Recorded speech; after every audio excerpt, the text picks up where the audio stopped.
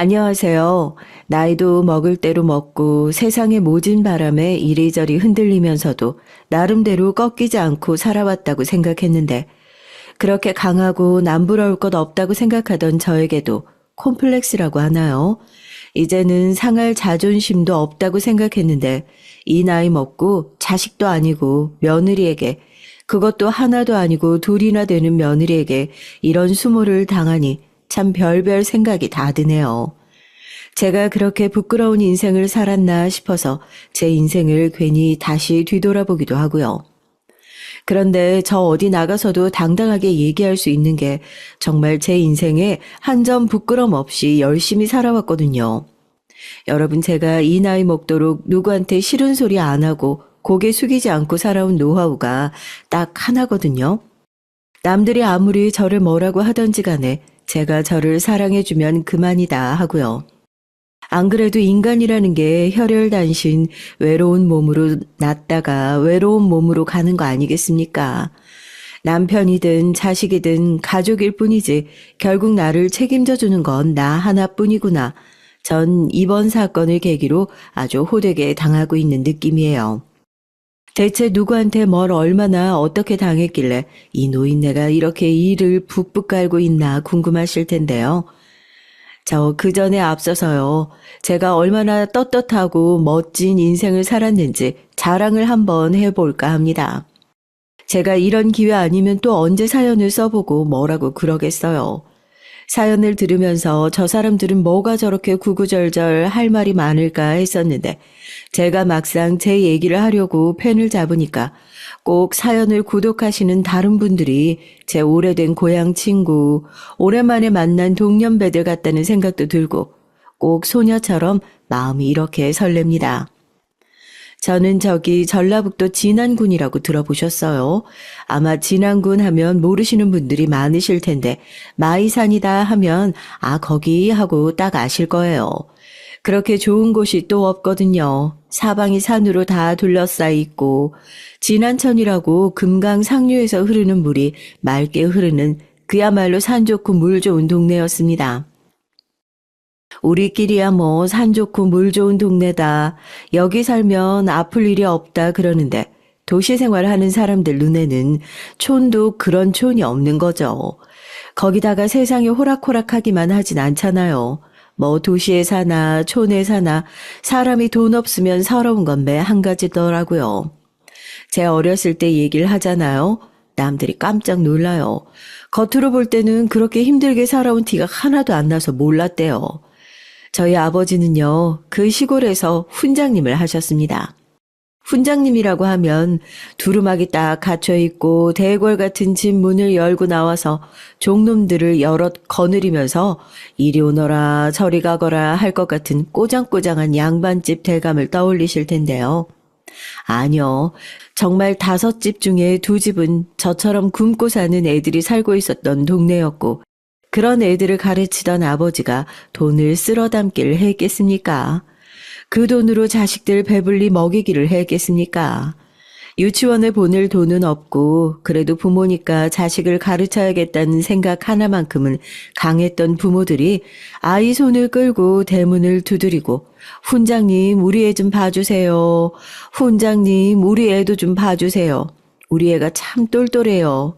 일하러 나가야 되는데 애가 맡길 데가 없으니까 그렇게 그냥 집에 덜렁 놔두고 가기 일쑤였죠. 자식 입에 넣어줄 밥도 없으면서 어머니는 그런 아이들과 그런 아이들을 무작정 받아주는 아버지에게 짜증 한번 내지 않으셨어요. 오히려 동네 사람들 말에 따르면 누가 내 새끼인지 구분도 안 갈 정도로 똑같이 예뻐하고 사랑해 주셨죠. 그치만 어머니의 자애로움과 아버지의 지혜로움이 돈이 되는 건 아니더랍니다. 외려 어머니는 차라리 아버지가 훈장 일을 하지 않았더라면 돈도 되지 않는 일에 하루 종일 마음을 쓰고 시간을 쓰지 않았더라면 제가 조금 더 나은 환경에서 자랄 수 있지 않았을까 안타까워하기도 하셨죠. 올곧은 교육자셨지만 가족들은 아버지 품 안에서 늘 서운하고 외롭기만 했어요. 그런 아버지마저 돌아가시고 나니까 그래도 가족들에게 아버지가 있었다는 게 얼마나 든든한 일이었는지 깨닫게 됐습니다. 홀로 남은 어머니는 저를 끝까지 책임지기 위해서 이 집 저 집 돌아다니며 안 해본 남의 집 일이 없을 정도였죠. 그래도 참 다행인 게 그렇게 올곧은 아버지와 성실하신 어머니 밑에서 자란 저 역시 자라면서 엇나가거나 삐뚤어질 꿈조차 꿔보지 않은 것 같아요. 어머니는 나름대로 제 뒷바라지를 하겠다고 그렇게 죽어라 일을 하셨지만 뒷바라지는커녕 저와 어머니 몸 하나 건사하기도 힘든 돈이었고 저도 국민학교를 졸업한 이후로는 엄마를 따라서 이 일 저 일 가리지 않고 했던 것 같습니다. 제가요, 그래서 살면서 다른 건 참 안 부러운데 어디 학교 나왔다고 자랑스럽게 얘기하고 동네에 가뭄에 콩나듯 어디 집 자식이 고려대에 합격했네, 연세대에 합격했네, 현수막에 붙으면 그게 그렇게 부러운 거예요. 나는 국민학교까지밖에 나오지 못했는데 저 사람들은 무슨 복을 타고 나서 저렇게 좋은 대학에 갈 수 있었을까 하고요. 복이요. 저한테 학력은 그야말로 토요일에 6자리 숫자에 다 맞아야 될 수 있는 로또 1등처럼 부모도 잘 만나야 하고 살면서 모진 일도 겪지 않아야 하고 그래야 얻을 수 있는 복 같은 거라 생각을 했죠. 그래서 제가 아주 어렸을 때부터 그러니까 결혼하고 아이를 낳기 한참 전부터 그런 콤플렉스가 있었다. 그렇게 이해를 해주시면 좋겠네요. 사람이라는 게 모름지기 그렇잖아요. 내 콤플렉스 자식한테 물려주고 싶은 사람은 어디 있겠습니까? 적어도 내 인생에 죽어라 노력을 해서 다시 대학을 가고 성공하기에는 이미 출발선부터 잘못된 것 같으니 우리 어머니가 하지 못했던 맹모 역할 나는 결혼하고 아이 낳으면 꼭 해야지 했었죠. 좋은 환경을 물려주지 못할 거면 아이를 낳지도 말아야지 그런 생각까지 했던 것 같습니다. 이렇게 말하니까 제가 무슨 부모님 원망만 하며 자랐던 것 같은데 그건 절대로 아니고요. 국민학교만 졸업한 제가 나이를 먹어가면 먹어갈수록 사회에서 설 자리가 점점 좁아지는 건 어떻게 보면 자연스러운 일이기도 했어요. 안타까운 일이긴 했지만 제가 사장이라고 해도 회사에서 학벌 좋은 사람 뽑고 싶지 국민학교만 나온 저를 뽑고 싶겠어요. 남들은 공부하려고 상경할 나이에 저는 일을 하기 위해서 서울로 상경을 하게 됐습니다.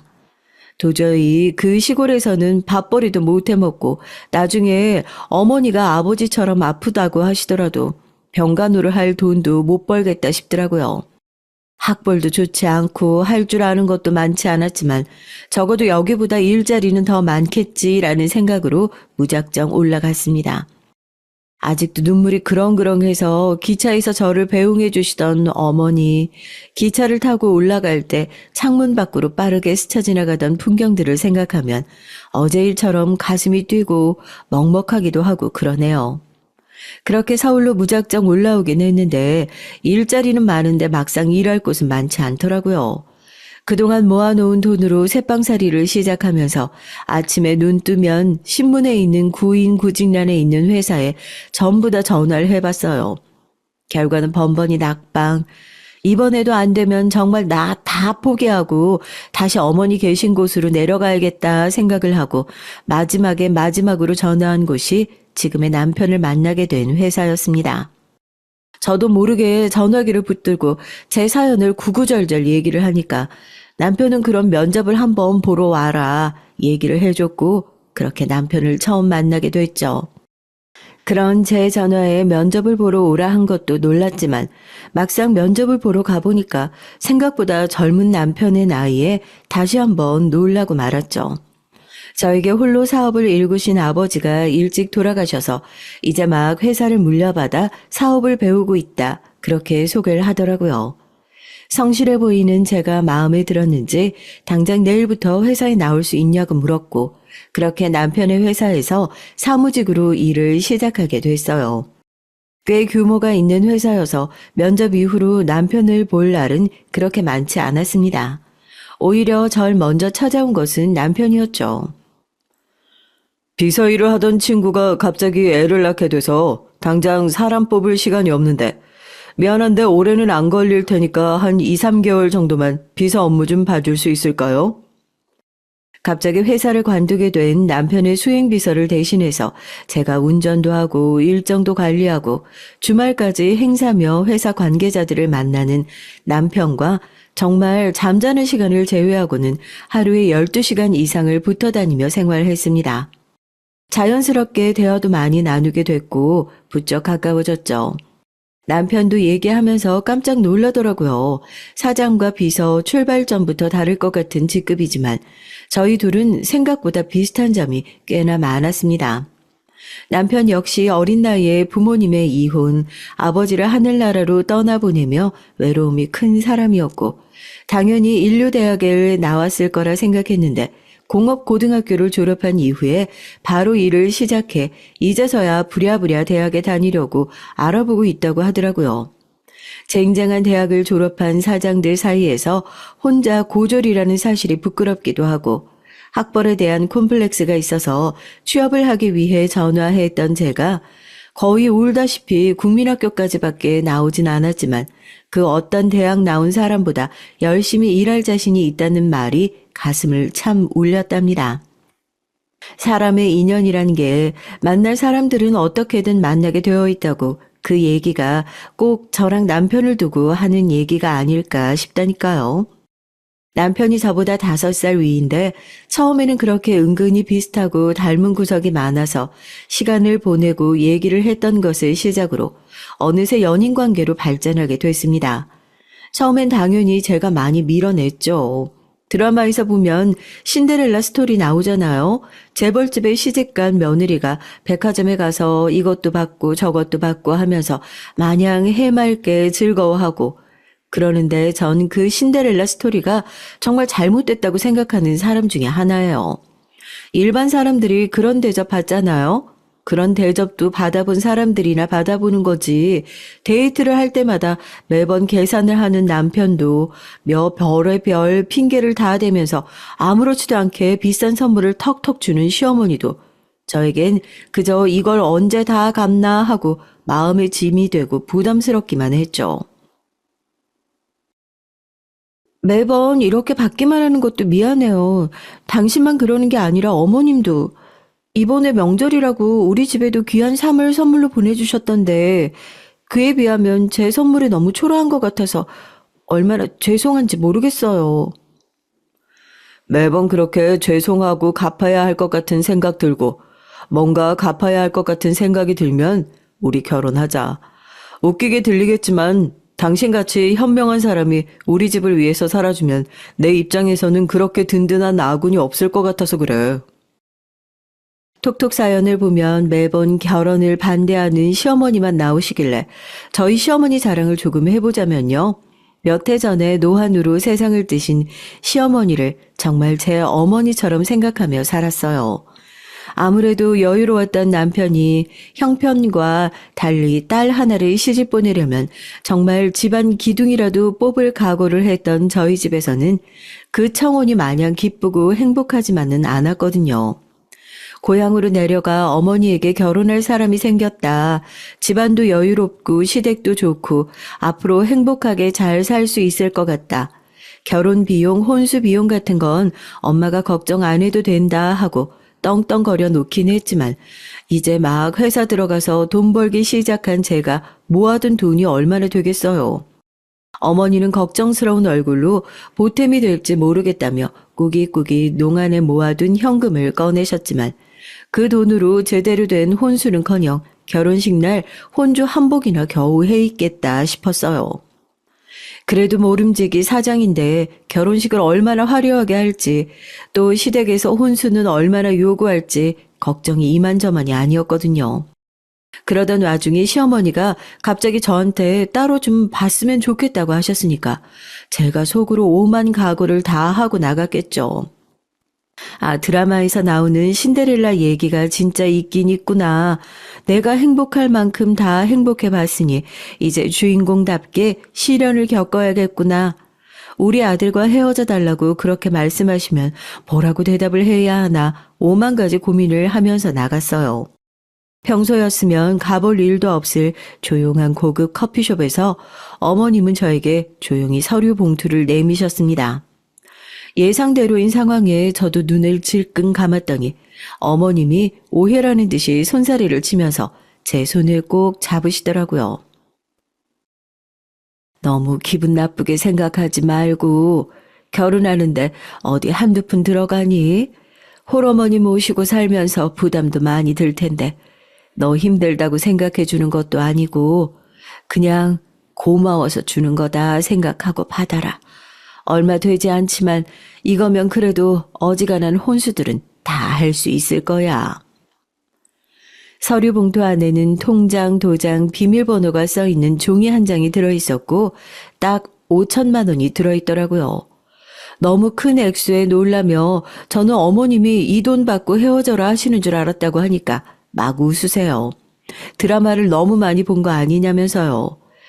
남편 앞에서 줄 수도 있으셨지만 제 체면도 있고 이 돈 받기 쉽지 않을 거 잘 알고 있어서 이렇게 따로 만나자고 하셨다고 앞으로 제가 이 집 주인이니 우리 집 잘 부탁한다.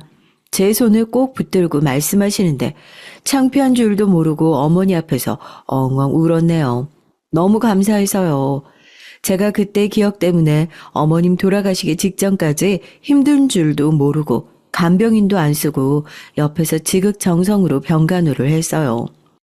어쨌든 가장 걱정이었던 결혼 비용이 해결되면서 남편과는 무사히 결혼을 할 수 있게 됐습니다. 결혼을 한 이후로 정말 남편의 사업은 승승장구였어요. 어머님과 남편 말로는 그게 다 집안에 사람이 잘 들어온 덕분이라면서 제 공을 인정하고 덕으로 돌렸지만 그게 어디 제 탓이겠어요. 남편이 죽어라 열심히 일한 덕분이죠. 어쨌든 그 덕분에 어느 정도 남편 사업이 안정기에 접어들고 난 이후로는 집안일에 좀 더 신경을 써야 한다는 이유로 전업주부 생활을 시작했습니다. 몸도 마음도 편해지니 아이도 들어섰고요. 그렇게 슬하에 두 아들을 두게 됐습니다. 남들이 아들 키우는 거 쉽지 않다. 남편까지 아들 셋 키우는 거다. 그런 얘기에 저는 사실 그렇게 공감을 하진 못해요. 물론 남편을 포함해서 아들도 자라면서 제 속 썩인 사람이 하나 없거든요. 오히려 주변 사람들 사이에서는 왕자님 셋을 거느리고 사는 왕비가 따로 없다고 제 사는 것을 시기 질투하는 사람들은 종종 있었죠. 자랑할 만한 일은 아니지만 남편은 그 나이 먹고도 자식보다 저를 끔찍하게 생각하는 사람이었거든요. 평소에는 항상 친절하고 인자한 남편도 제가 관련된 일이면 회장이라는 직함 생각하지 않고 물불 안 가리고 뛰어들었어요. 뭐 같은 식당을 가도 본인을 무시하는 소리를 하면 그냥 허허 웃으면서 넘어가고 마는 사람인데 식당 주인이 저를 깔보거나 무시하는 소리를 한다 하면 주위에 사람들이 있든 없든 신경도 쓰지 않고 벌떡 일어나서 큰 소리로 맞서 싸워주는 든든한 사람이었죠. 사람들이 무슨 그 나이 먹고도 그렇게 금술이 좋냐고 흉을 본다고요. 남편한테 유난 떨지 말라고 해도 딱 잘라서 그래요. 당신이 어디 나가서 무시당하는 건 우리 집안이 무시당하는 거나 마찬가지인 거라고.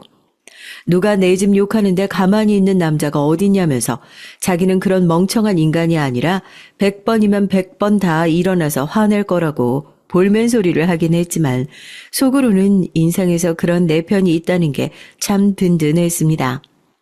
아이들은 또 얼마나 잘 자랐고요. 남편도 그렇고 저도 그렇고 학벌에 대한 콤플렉스가 있다 보니까 늘 근검절약하는 저희도 두 아들의 교육 문제 앞에서는 머뭇거리지 않고 지갑을 열었습니다. 남들이 보면 어린 애들한테 너무 가혹하다 싶을 정도로 열을 올렸는데도 아이들이 잘 따라와준 덕분에 저희는 학벌에 대한 한을 두 아들에게 다 풀 수 있었죠. 큰애는 중학교 때부터 시터 이모 붙여서 유학 보내 군대는 가야 한다고 한국으로 돌아와 S대학을 졸업하고 아버지 회사에서 일을 배우기 시작했고 작은 애는 어렸을 때부터 하도 영재 소리를 들어가면서 컸었거든요. 애가 워낙 이과 쪽으로 머리가 발달하기도 했고요. 그래서 일찌감치 영재원 보내서 과학고 보내고 K대 졸업해서 연구원으로 일을 시작했죠. 어렸을 때 조금 고초를 겪었지만 결혼한 이후로 그동안 했던 고생은 고생도 아닌 것처럼 남편이 잘해줘, 시집살이 없어, 자식들 속 안 썩이고 잘 자라줬어. 남들은 이렇게 편한 가정주부가 어딨냐고 시샘 아닌 시샘도 많이 했을 정도로 저 정말 행복한 날들을 살아왔어요. 이렇게 얘기하면 이기적인 사람이라고 할 수도 있겠지만 저는 두 아들이 결혼을 하지 않고 자식을 안 낳고 산다고 해도 응원해 줄 수 있을 정도로 지금 이 삶이 너무 만족스럽고 완벽하다 생각을 했을 정도였으니까요. 그런데 부모 마음대로 자라주기만 하면 그게 어디 자식이겠습니까? 대학을 졸업하고 사회에 나가 자리를 잡기 시작하니 이제 제 품을 떠나겠다며 결혼 허락을 받기 위해 작은애가 먼저 운을 띄우더군요. 그때까지만 해도 집안에 새로운 식구가 들어온다는 것이 마냥 설레고 신나는 일이었어요. 우리 아들이 고른 여자니 얼마나 괜찮고 멋있는 며느리를 얻게 될지 제가 시어머니한테 받은 덕이 좀 있잖아요. 그래서 막상 생각했던 게 집안에 새로운 식구가 들어오게 되면 나도 꼭 시어머니가 나에게 해주었던 것처럼 며느리들이 어떤 사람이든 간에 무작정 잘 해주어야겠다 다짐하고 있었던 사람입니다. 그런데 제 결혼하는 것보다 아들 결혼시키는 게 몇 배나 더 어려운 일이라는 걸 그때 알았죠. 어머님, 저는 밥도 빨래도 청소도 안 해요. 차라리 이모님 쓸 테니까 이모님 월급을 내라 하시면 낼 수 있으니까 시집살이랍시고 저한테 그런 일 안 시키셨으면 좋겠어요. 명색이 저 교수예요. 집에 들어와서 살라고 하시는 것도 내키진 않지만 저도 하나는 양보했으니까 어머님도 같이 살면서 괜히 부딪힐 일 만들지 않으셨으면 좋겠어요. 저희 집이요. 다른 건 몰라도 가족들이 다 같이 살아야 된다. 남편이 그런 기조가 있어요. 워낙 외롭게 큰 사람이니 온 가족이 다 같이 모여서 사는 게 자기 평생 소원이었다고 하더라고요. 집에 들어가면 사람 사는 것처럼 멀리서부터 복닥복닥 가족들 떠드는 소리가 나고 그런 집에 문 열고 들어가고 싶다고요.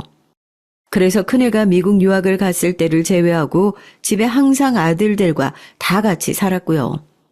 이 얘기만 듣고 어떻게 한 집에 살면서 무슨 시집살이를 안 시킬 생각을 하냐, 같이 사는 것부터 시집살이가 아니냐 하시는 분들도 있을 텐데 저희 집을 보여드릴 수가 없으니까 저도 참 답답하지만 최대한 설명을 해보자면 저희 집이 단독주택인데 동이 나눠져 있어서 공간이 딱 분리가 되어 있어요.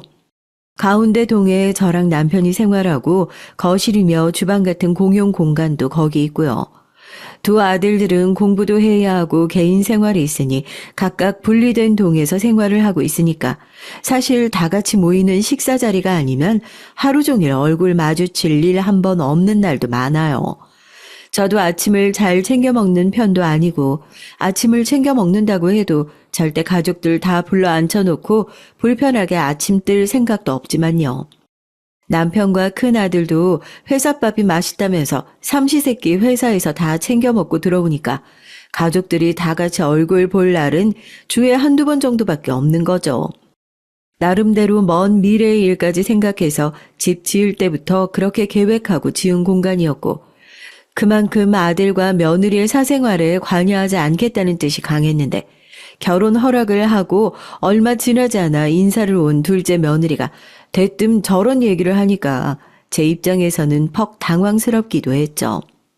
둘째 며느리가 교수예요. 아들이랑은 일을 하다가 연구소에서 2년이 닿았다고 하더라고요.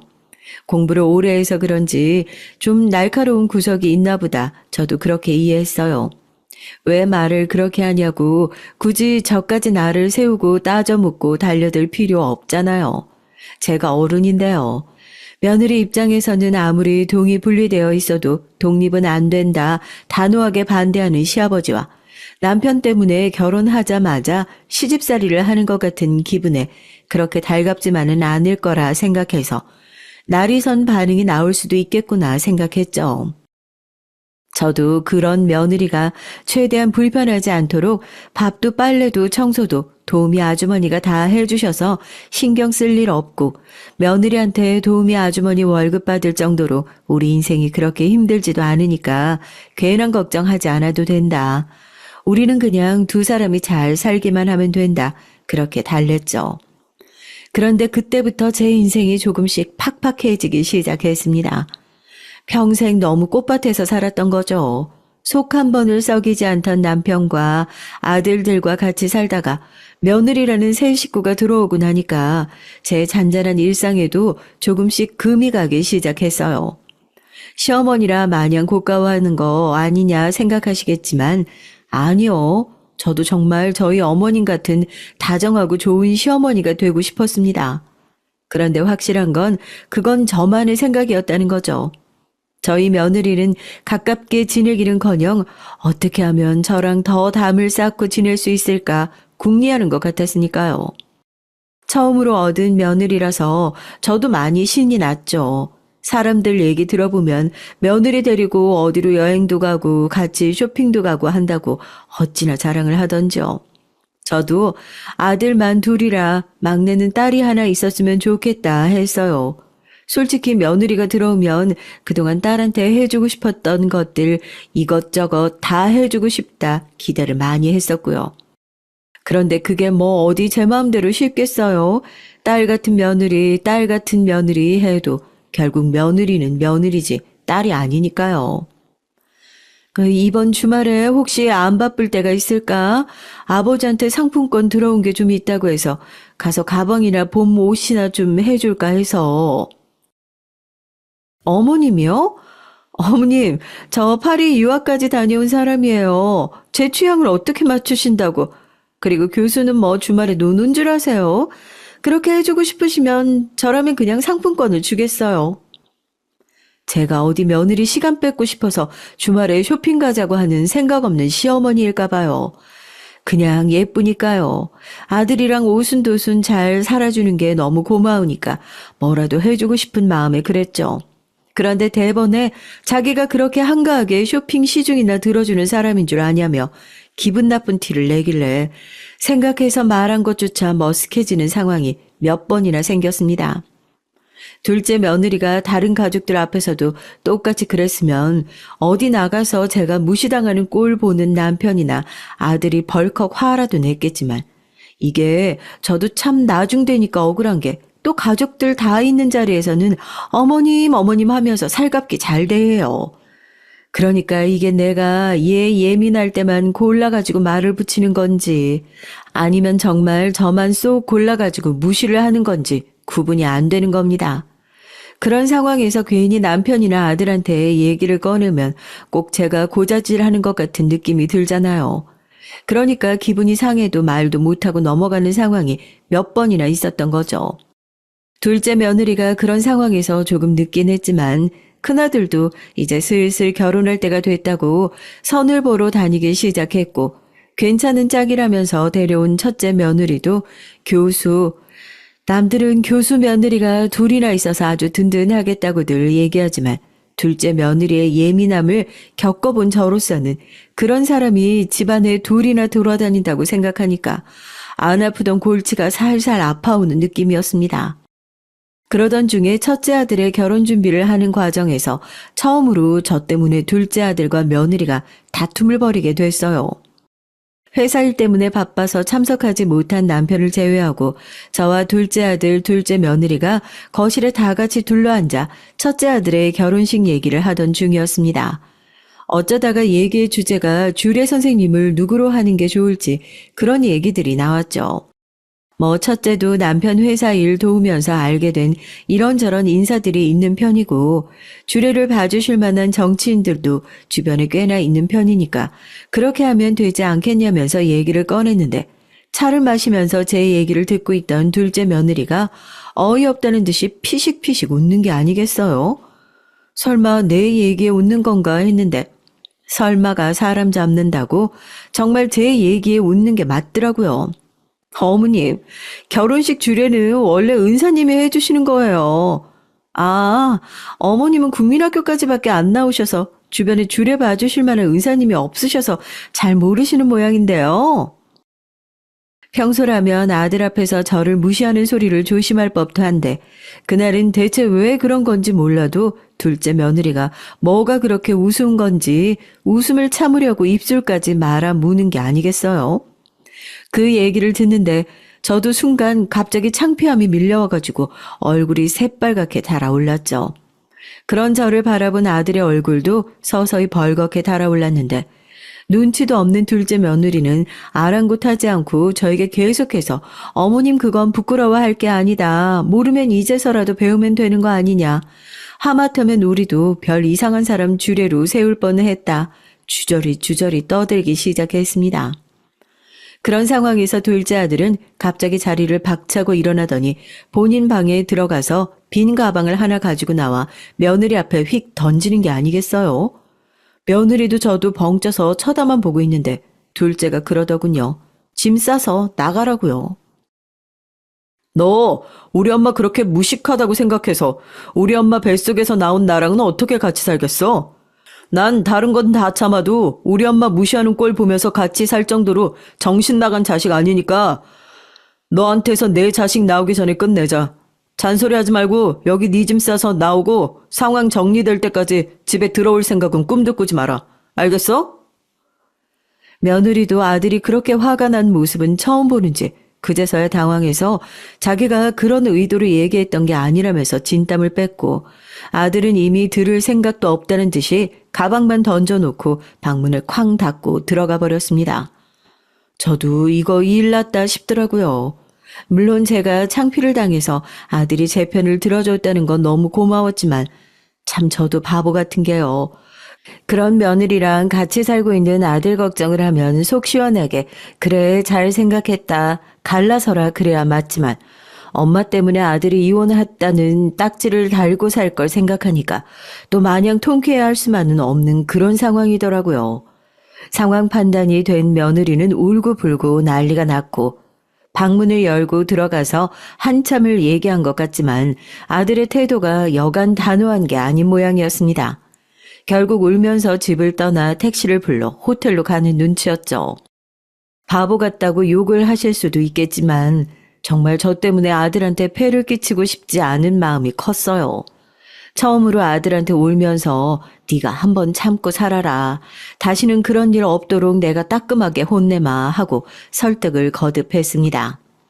아들은 한숨만 푹푹 쉬면서 엄마가 그런 꼴 당하고 있는데도 모른 척한 것 같아서 죄송하다고 아버지 얼굴은 또 어떻게 보냐면서 한숨을 쉬고요. 큰아들 결혼도 얼마 남지 않은 상황이어서 제발 이번 한 번만 조용히 넘어갈 수 없겠냐. 새아가도 그런 의도로 얘기한 건 아니라고 하지 않냐고 계속 타일렀습니다. 결국 제 성화에 못 이겨 둘째 아들이 며느리를 다시 집으로 불러들였고 며칠 사이에 본인도 걱정이 많았는지 얼굴이 헬쓱해져서 집으로 돌아온 며느리가 제 앞에 서서 사과를 했어요. 어머님, 정말 죄송해요. 제가 정말 그런 의도로 그런 게 아니라는 것만 알아주세요. 앞으로 다시는 정용 씨랑 어머님 실망시켜 드릴 일 없도록 제가 더 잘할게요. 죄송해요. 죄송합니다. 아이고 그만하면 됐다. 너도 밖에서 얼마나 마음고생 심하게 했니. 네가 그런 의도로 얘기한 게 아니라는 걸 내가 왜 모르겠어. 나도 다 용서하고 이미 지난 일이니까 앞으로 그냥 둘이 잘 지내고 새로 들어올 식구한테 잘하고 나는 그거면 된다. 알겠지? 죄송하다고 앞으로 잘하겠다고 고개를 끄덕거리는 둘째 며느리를 보면서 아 이제는 저도 이런 사소한 오해들로 스트레스 받을 일 없겠구나 그리 생각했어요. 그런데 옛 어른들이 그런 말씀 하시잖아요.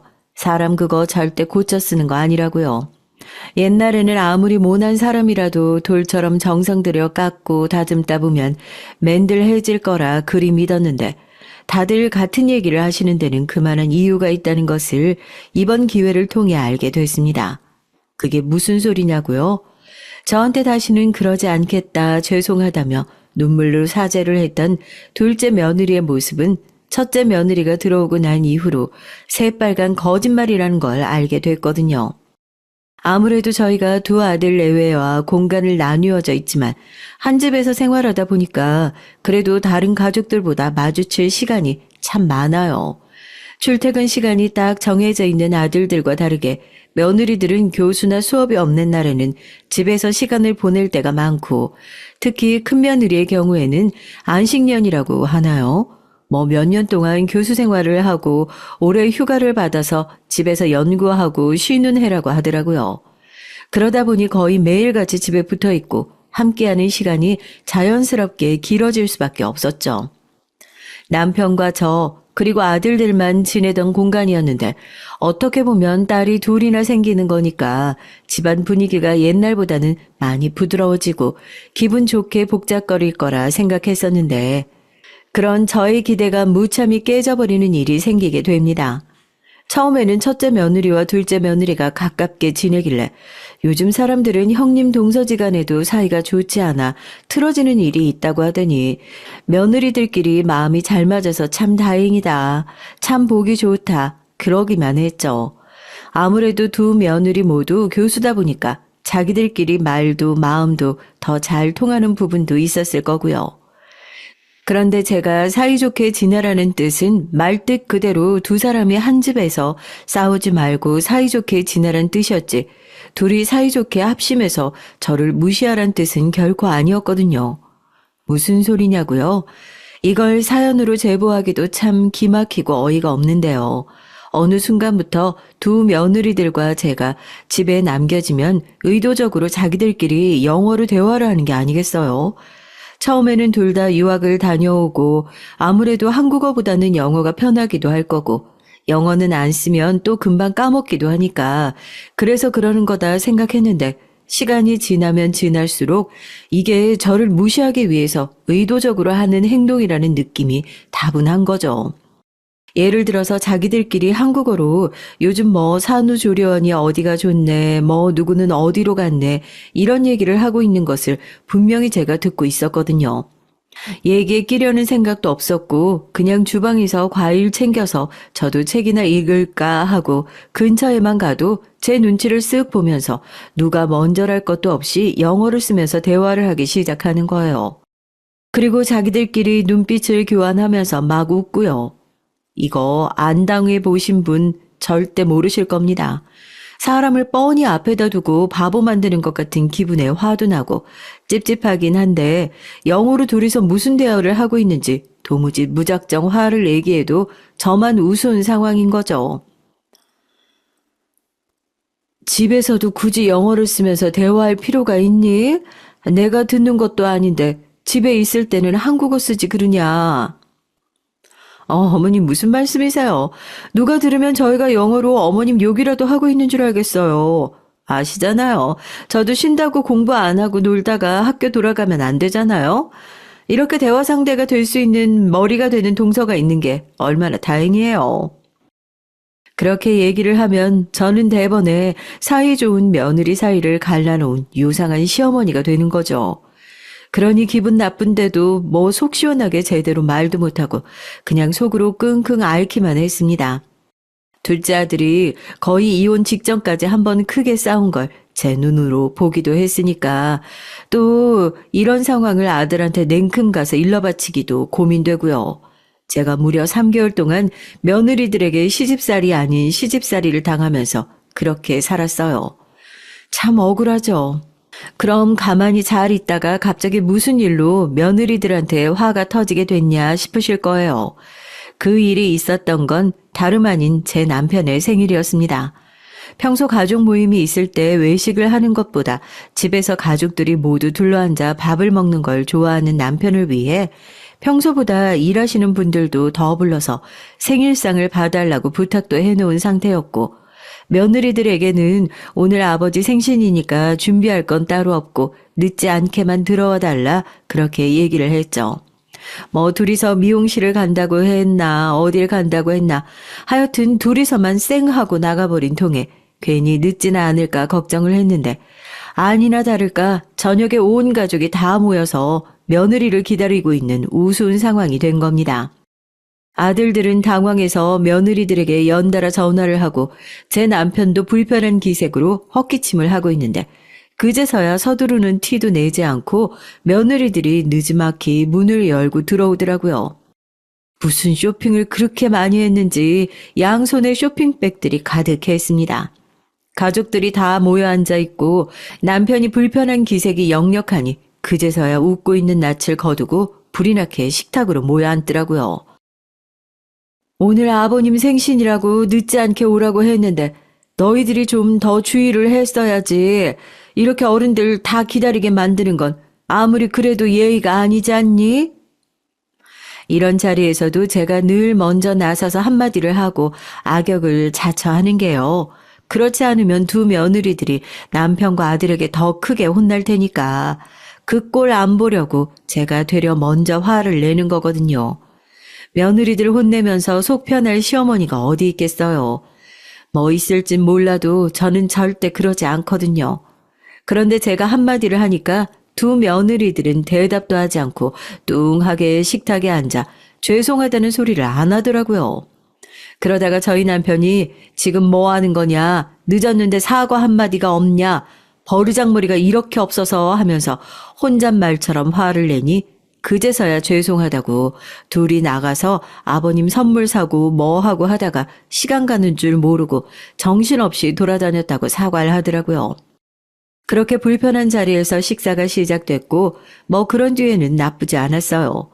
처음에는 이렇게 많은 식구가 모여서 하는 남편 생일 파티 자리였으니까 저도 더 이상 분위기를 망치지 않기 위해 최선을 다했습니다. 미리 주문한 케이크에 촛불도 붙이고 오래 사셔라 덕담도 나누고 그런 화기애애한 분위기에서 다행히 식사 자리가 마무리됐고요. 다 같이 케이크 맛이라도 보자면서 남편과 아들들은 거실에 나가서 TV를 틀었고 저와 며느리들은 부엌에서 다과상을 준비하기 시작했습니다. 저는 케이크를 조각 내고 있고 며느리들은 싱크대에 붙어 서서 과일을 씻고 있는데 제가 아무래도 그냥 넘어갈 일은 아니다 싶어서 다시 한번 얘기를 꺼냈어요. 아가, 내가 아까 식사 자리 시작하면서 한마디 했다고 너무 서운하거나 고깝게 생각 말아라. 다른 건 몰라도 오늘 일은 정말 너희가 잘못한 거야. 결혼하고 나서 처음 맞는 아버지 생신이고 내가 다른 건 준비해달라고 한 것도 아니고 늦지 말라고 그거 딱 하나 부탁했던 건데 어려운 것도 아니고 그걸 못 지키면 어떡하니? 어른들이랑 같이 살면서 너네도 이래저래 불편한 점이 많겠지만 아무리 가까운 가족일수록 더 예의를 지키며 살아야 하지 않겠어. 너네가 애들 가르칠 때 수업 시간 정해놓으면 지각 안 하는 것처럼 가족 모임도 그런 약속이라 생각하고 살아야지. 여튼 앞으로 잘할 거라 생각하고 잔소리는 여기까지 하마. 앞으로 그런 일 없었으면 좋겠다. 알겠니? 과일을 씻고 있던 며느리들이 제 잔소리에 저를 돌아보고 최소한 죄송하다고 반성하는 기색이라도 내비칠 줄 알았더니 성의 없이 내내 몇 마디 하고는 휙 돌아서서 자기들 할 일을 하는 게 아니겠어요. 그것만 해도 어마어마하게 짜증이 올라왔는데 네, 거기서 또 자기들끼리 영어로 대화를 시작하더라고요. 그런데 저도 그렇게 바보같이 당하는 시어머니 노릇은 그만하자 다짐했죠. 이후부터 저와 며느리들은 영어로 대화를 나누었지만 사연을 쓰는 지금은 편의상 그냥 한국어로 전해드리는 점 양해 부탁드리겠습니다. 저 노인네 정말 말 많지 않아? 누가 누구를 가르치는지. 이래서 멍청한 사람들이랑 대화를 하고 싶지가 않아. 말을 섞다 보면 나까지 멍청해지는 것 같다니까. 형님이 참으세요. 국민학교 출신이라잖아요. 중학교, 고등학교, 대학교, 대학원만 빼더라도 합이 10년인데 어머님은 저희보다 10년 덜 배웠으니까 멍청하게 당연한 거 아니겠어요? 그런데 어머님 정말 영어 못 알아들으시는 거 맞으시는지 우리끼리 떠들고 있는데 느낌이 쎄해서. 형님, 제가 다른 건 몰라도 그거 하나는 확실하게 알아요. 저 노인네 우리가 하는 대화 절대 못 알아들어요. 팔짱을 끼고 두 며느리가 제 눈앞에서 실컷 뒷담화를 하고 있는 장면을 목격하고 있는 제 심정이 어땠겠어요. 아니, 그 전에 제가 두 며느리가 영어로 떠드는 얘기를 어떻게 알아듣게 됐는지부터 얘기를 해야겠네요. 제가 말씀드렸잖아요. 저 그렇게 바보같이 당하고만 있는 시어머니 노릇 그만하기로 했다고요. 하도 두 며느리들이 제 앞에서 영어로 떠들어대길래 무슨 소리를 하나 궁금해서 몰래 녹음을 했습니다. 그리고 저도 남는 시간 영어 과외를 좀 받았죠. 처음에 두 며느리의 대화를 녹음한 것을 틀면서 번역해달라고 했을 때 새하얗게 질리던 선생님 얼굴이 아직도 눈에 선하다니까요. 차마 이 내용은 번역할 수가 없다는 선생님을 붙잡고 닥달을 하니까 세상에 며느리들이 그렇게 매일같이 제 앞에서 제 욕을 하고 있었다는 것을 알게 된 겁니다. 뭐 아예 예상 밖의 일은 아니었지만 실제로 듣는 건 충격이 어마어마하더라고요. 그렇게 알아듣기만 하고 말았냐고요? 아니요. 저도 그동안 당했던 거 그대로 대갚아줘야죠. 그때부터 저도 3개월간 맹연습을 하기 시작한 겁니다. 이런 녹음이나 선생님 없이도 말을 알아들을 수 있고 말을 할 수 있을 정도로 학창시절에 하지 못했던 공부 원 없이 한풀이를 하듯이 이 악물고 영어 공부를 했어요. 그리고 다시 돌아와 지금 과일을 다 씻어서 아무것도 모른 채 저를 비웃으며 거실로 나간 두 며느리와 함께 TV를 막 보려고 하는데 제가 과일을 포크에 집어 며느리한테 주면서 웃으면서 영어로 그랬어요. 재밌니? 하고요. 처음에는 아무런 의식 없이 네 재밌어요 하고 대답하던 작은 며느리가 제가 영어를 할 줄 안다는 사실에 놀란 건지 과일을 떨어뜨리면서 어머님 어떻게 영어를 하더라고요. 제가 한 번도 가족들 앞에서 영어를 쓴 적이 없었으니까 놀란 건 가족들도 마찬가지였죠. 다들 벙쪄서 제 입만 바라보고 있는데 제가 쉬지 않고 영어로 말을 이어나갔습니다. 그동안 영어로 말하면서 못 알아들을 거라 생각하고 시어머니를 귀머거리로 생각하고 영어로 내 욕을 했었지. 내가 영원히 모를 줄 알았던 거냐? 멍청한 건 내가 아니라 너희들 같은데 그동안 재밌었냐고 물어보잖아. 왜 대답을 못하니? 그동안 못 알아듣는 것 같으니까 너희들끼리 아주 우습고 재밌었겠다. 얼굴이 새하얗게 질린 며느리가 냅다 제 앞에 무릎을 꿇었고 남편과 두 아들은 믿기지 않는다는 듯이 며느리들의 어깨를 붙들고 흔들기 시작했습니다. 이 말이 정말 다 사실이냐고요. 제가 그런 것도 준비 안 했을까 봐요. 어머님이 뭔가 오해를 하신 것 같다. 우리는 그냥 둘이서 영어 연습을 했을 뿐이다 하고 되도 않는 변명을 시작하더라고요. 진심으로 용서를 빈다면 넘어가 줄 생각도 있었을 만큼 자애로운 시어머니였는데 끝까지 본인들은 그런 적이 없다. 오리발을 내미는 모습을 보니까 더 용서할 가치도 없다 생각이 들었습니다. 저는 제가 영어 공부를 시작하게 된 계기인 문제의 녹음 파일을 남편과 아들들에게 공개했죠. 핸드폰 음성 녹음을 열어 두 며느리들이 실컷 영어로 제 욕을 떠드는 그 녹음 파일을 재생하자 두 며느리들은 그제서야 본인들의 짧은 거짓말이 탄로 났다는 것을 깨닫고 정말 바닥에 납작 엎드려서 용서를 빌기 시작했어요. 아들들도 너무 기가 막혀서 어찌할 바를 모르는 눈치였고요. 가장 크게 화가 났던 건 저도 아니고 오히려 제 남편이었습니다. 녹음을 들으면서 시시각각 얼굴이 구겨진 남편은 결국 녹음 파일을 끝까지 듣지도 않고 핸드폰을 벽에다 세게 집어 던졌어요. 당장이라도 니들 뺨이라도 한 대 올려붙이고 싶은데 사돈들 얼굴 생각해서 너네같이 무지하고 싸가지 없는 것들도 그 양반들한테 귀한 딸일 테니까 내가 차마 손은 안 대겠지만 좋은 말로 할 때 우리 집과 인연 끊고 당장 이 집에서 나가라. 어디 감히 내 아내한테 니들이 그딴 소리를 할 수가 있어.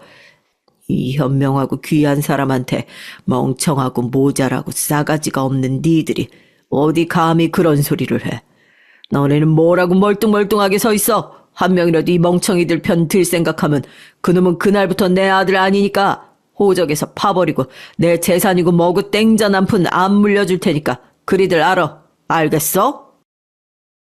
아들들은 정말 몰랐다면서 제 손을 잡고 죄송하다고 사과를 했고 며느리들은 울면서 남편과 제 바짓가랑이를 붙잡고 한 번만 용서해달라. 정말로 자기들이 멍청해서 실수한 일이라고 빌었지만 이미 버스는 떠난 뒤였죠. 남편이고 아들이고 화가 나서 며느리들 머리채만 안 잡았을 뿐이지 팔을 붙잡고 질질 끌고 가 가방이고 뭐고 짐 챙길 시간도 없이 그렇게 내쫓아 버렸습니다. 자기들 친정으로 갔는지 사돈들에게서 전화가 쉴 새 없이 왔지만 남편은 제 전화를 뺏어 들고 자식 잘못 키웠으면 사돈도 양심 있으면 우리 집에 새벽 대바람부터 찾아와서 무릎 꿇고 비는 게 정상 아니냐. 잘못 키운 자식들은 그대로 반납할 예정이니까 우리 집에는 얼씬도 하지 말아라. 다시는 내 아내 눈에 띄지 말아라. 으름장을 놨습니다. 그래서 지금은 어떻게 됐냐고요? 겁박이 아니라 정말로 두 아들은 이혼을 준비하고 있어요. 그렇게 사람을 잘못 보고 잘못 골라서 되돌릴 수 없는 상처를 줬지만 자기들 미래를 생각해서라도 그런 며느리들은 우리 집에 싹을 잘라내는 게 맞다. 평생을 이혼남 소리 듣고 살고 마누라 없이 자식 없이 살아도 그런 사람이 집에 있는 것보단 100배고 1000배고 낫다고 하면서 등을 돌렸습니다.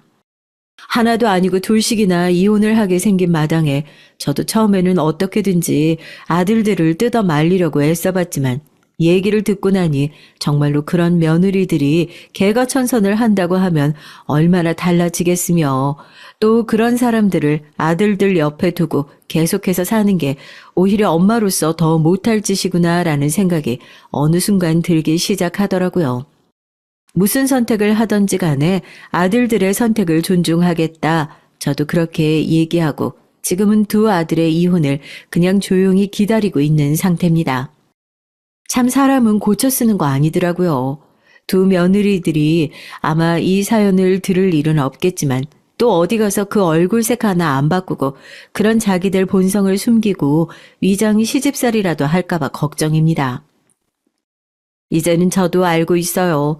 제가 욕 먹고 가만히 있는 게 오히려 자식 걱정 안 하고 자식 얼굴에 먹칠하는 거라는 걸요. 이제서라도 정신 차렸으니 앞으로 가족들 남은 인생 적은 숫자지만 오손도손 행복하게 살아볼까 합니다. 안녕하세요. 저는 개인 사업을 운영하는 40대 초반의 여자입니다.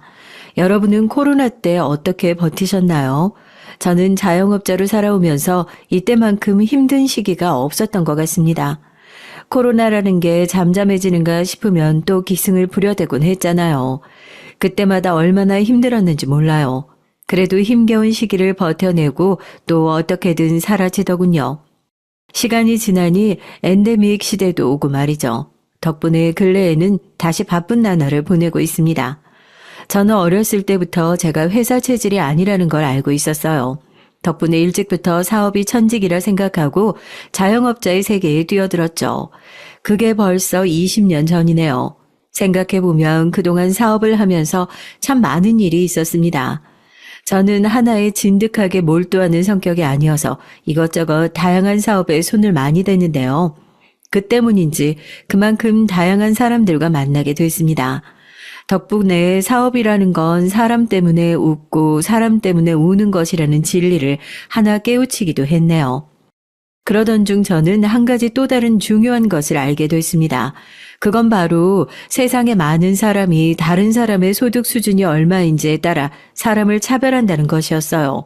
마치 본능처럼 말이죠. 부끄럽지만 한때는 저도 그렇게 생각한 적이 있었습니다. 20대 초반 이제 막 제 사업을 시작했을 때 저는 돈을 많이 버는 사람이 대단하다고 생각했고 그렇지 않으면 초라하고 심성도 곱지 않으리라 생각했어요. 그렇게 말도 안 되는 착각을 하고 살다가 제대로 사업에 뛰어들고 나서야 돈과 사람의 심성은 전혀 별개라는 것을 몸소 경험하게 됐습니다. 가진 돈이 적어도 부처님처럼 온화하고 넓은 마음을 가진 사람이 있는가 하면 돈이 아주 많아도 평생 거지로 산 것처럼 인색한 사람도 있었어요. 그런 사람들을 만날 때마다 저는 제 가치관이 얼마나 잘못되었는지 뼈저리게 깨닫곤 했습니다. 그렇게 경험도 쌓고 나이도 먹다 보니까 어렸을 때의 별 볼 일 없던 가치관이 180도 달라졌어요. 이제는 돈을 많이 벌고 능력이 있는 사람이라고 해도 심성이 좋지 않은 게 느껴지면 다시는 만나고 싶지도 보고 싶지도 않게 되더군요. 그런데 만약 그 상대가 가족이라면 여러분은 어떻게 하시겠어요? 저는 이런 상상도 하기 싫은 상황을 이번에 실제로 겪고 말았답니다. 그것도 동서 때문에 말이죠. 사건은 동서와의 첫 만남에서부터 시작됐습니다. 동서는 저보다 먼저 이 씨 집안과 인연을 맺은 사람이었어요. 손 아래 사람이었지만 서방님이 남편보다 먼저 결혼한 탓에 그동안 집안에서 형님 노릇을 하고 있었던 것 같더라고요. 그날은 시댁에 서방님과 동서 그리고 우리 부부가 처음으로 다 모인 날이었죠. 시부모님과 같이 있던 자리에서 동서와 처음으로 인사를 나누고 다 같이 안부를 물으며 얘기를 하고 있었어요. 그러다가 서방님과 동서의 근황으로 넘어가게 됐는데요. 얘기를 들어보니까 글쎄 동서가 업계에서 연봉이 높기로 유명한 회사에 다니고 있다는 거예요. 처음 봤을 때부터 똑부러지고 야무지게 생겼다고 생각했는데 생긴 대로 능력도 좋은 사람이더라고요. 높은 연봉을 받는 회사에 다니는 게 이해가 갈 정도였습니다. 그러다가 동서의 실제 연봉을 들었을 때 저는 또 한 번 놀라고 말았죠. 거기서 둘째 아가가 연봉을 8천만 원이나 받고 있다는데 얼마나 대견한지 몰라.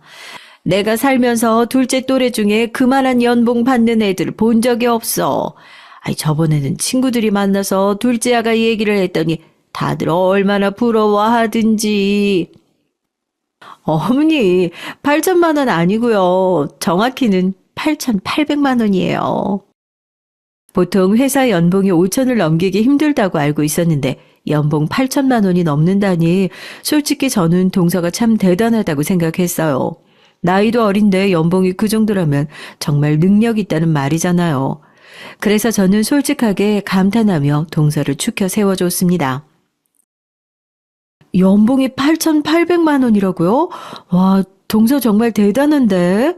능력이 얼마나 좋으면 회사에서 그만큼 높은 연봉을 받아. 제가 동서의 연봉 액수에 감탄하니까 동서 어깨에 힘이 잔뜩 들어가는 게 보이더군요. 그 뒤로 동서는 본인 직급은 어떻게 되고 회사에 다니는 건 어떤지 미래에는 회사에서 어느 위치까지 진급할 건지에 대한 얘기를 늘어놓았습니다. 아무래도 동서는 커리어 욕심이 상당한 것 같았어요.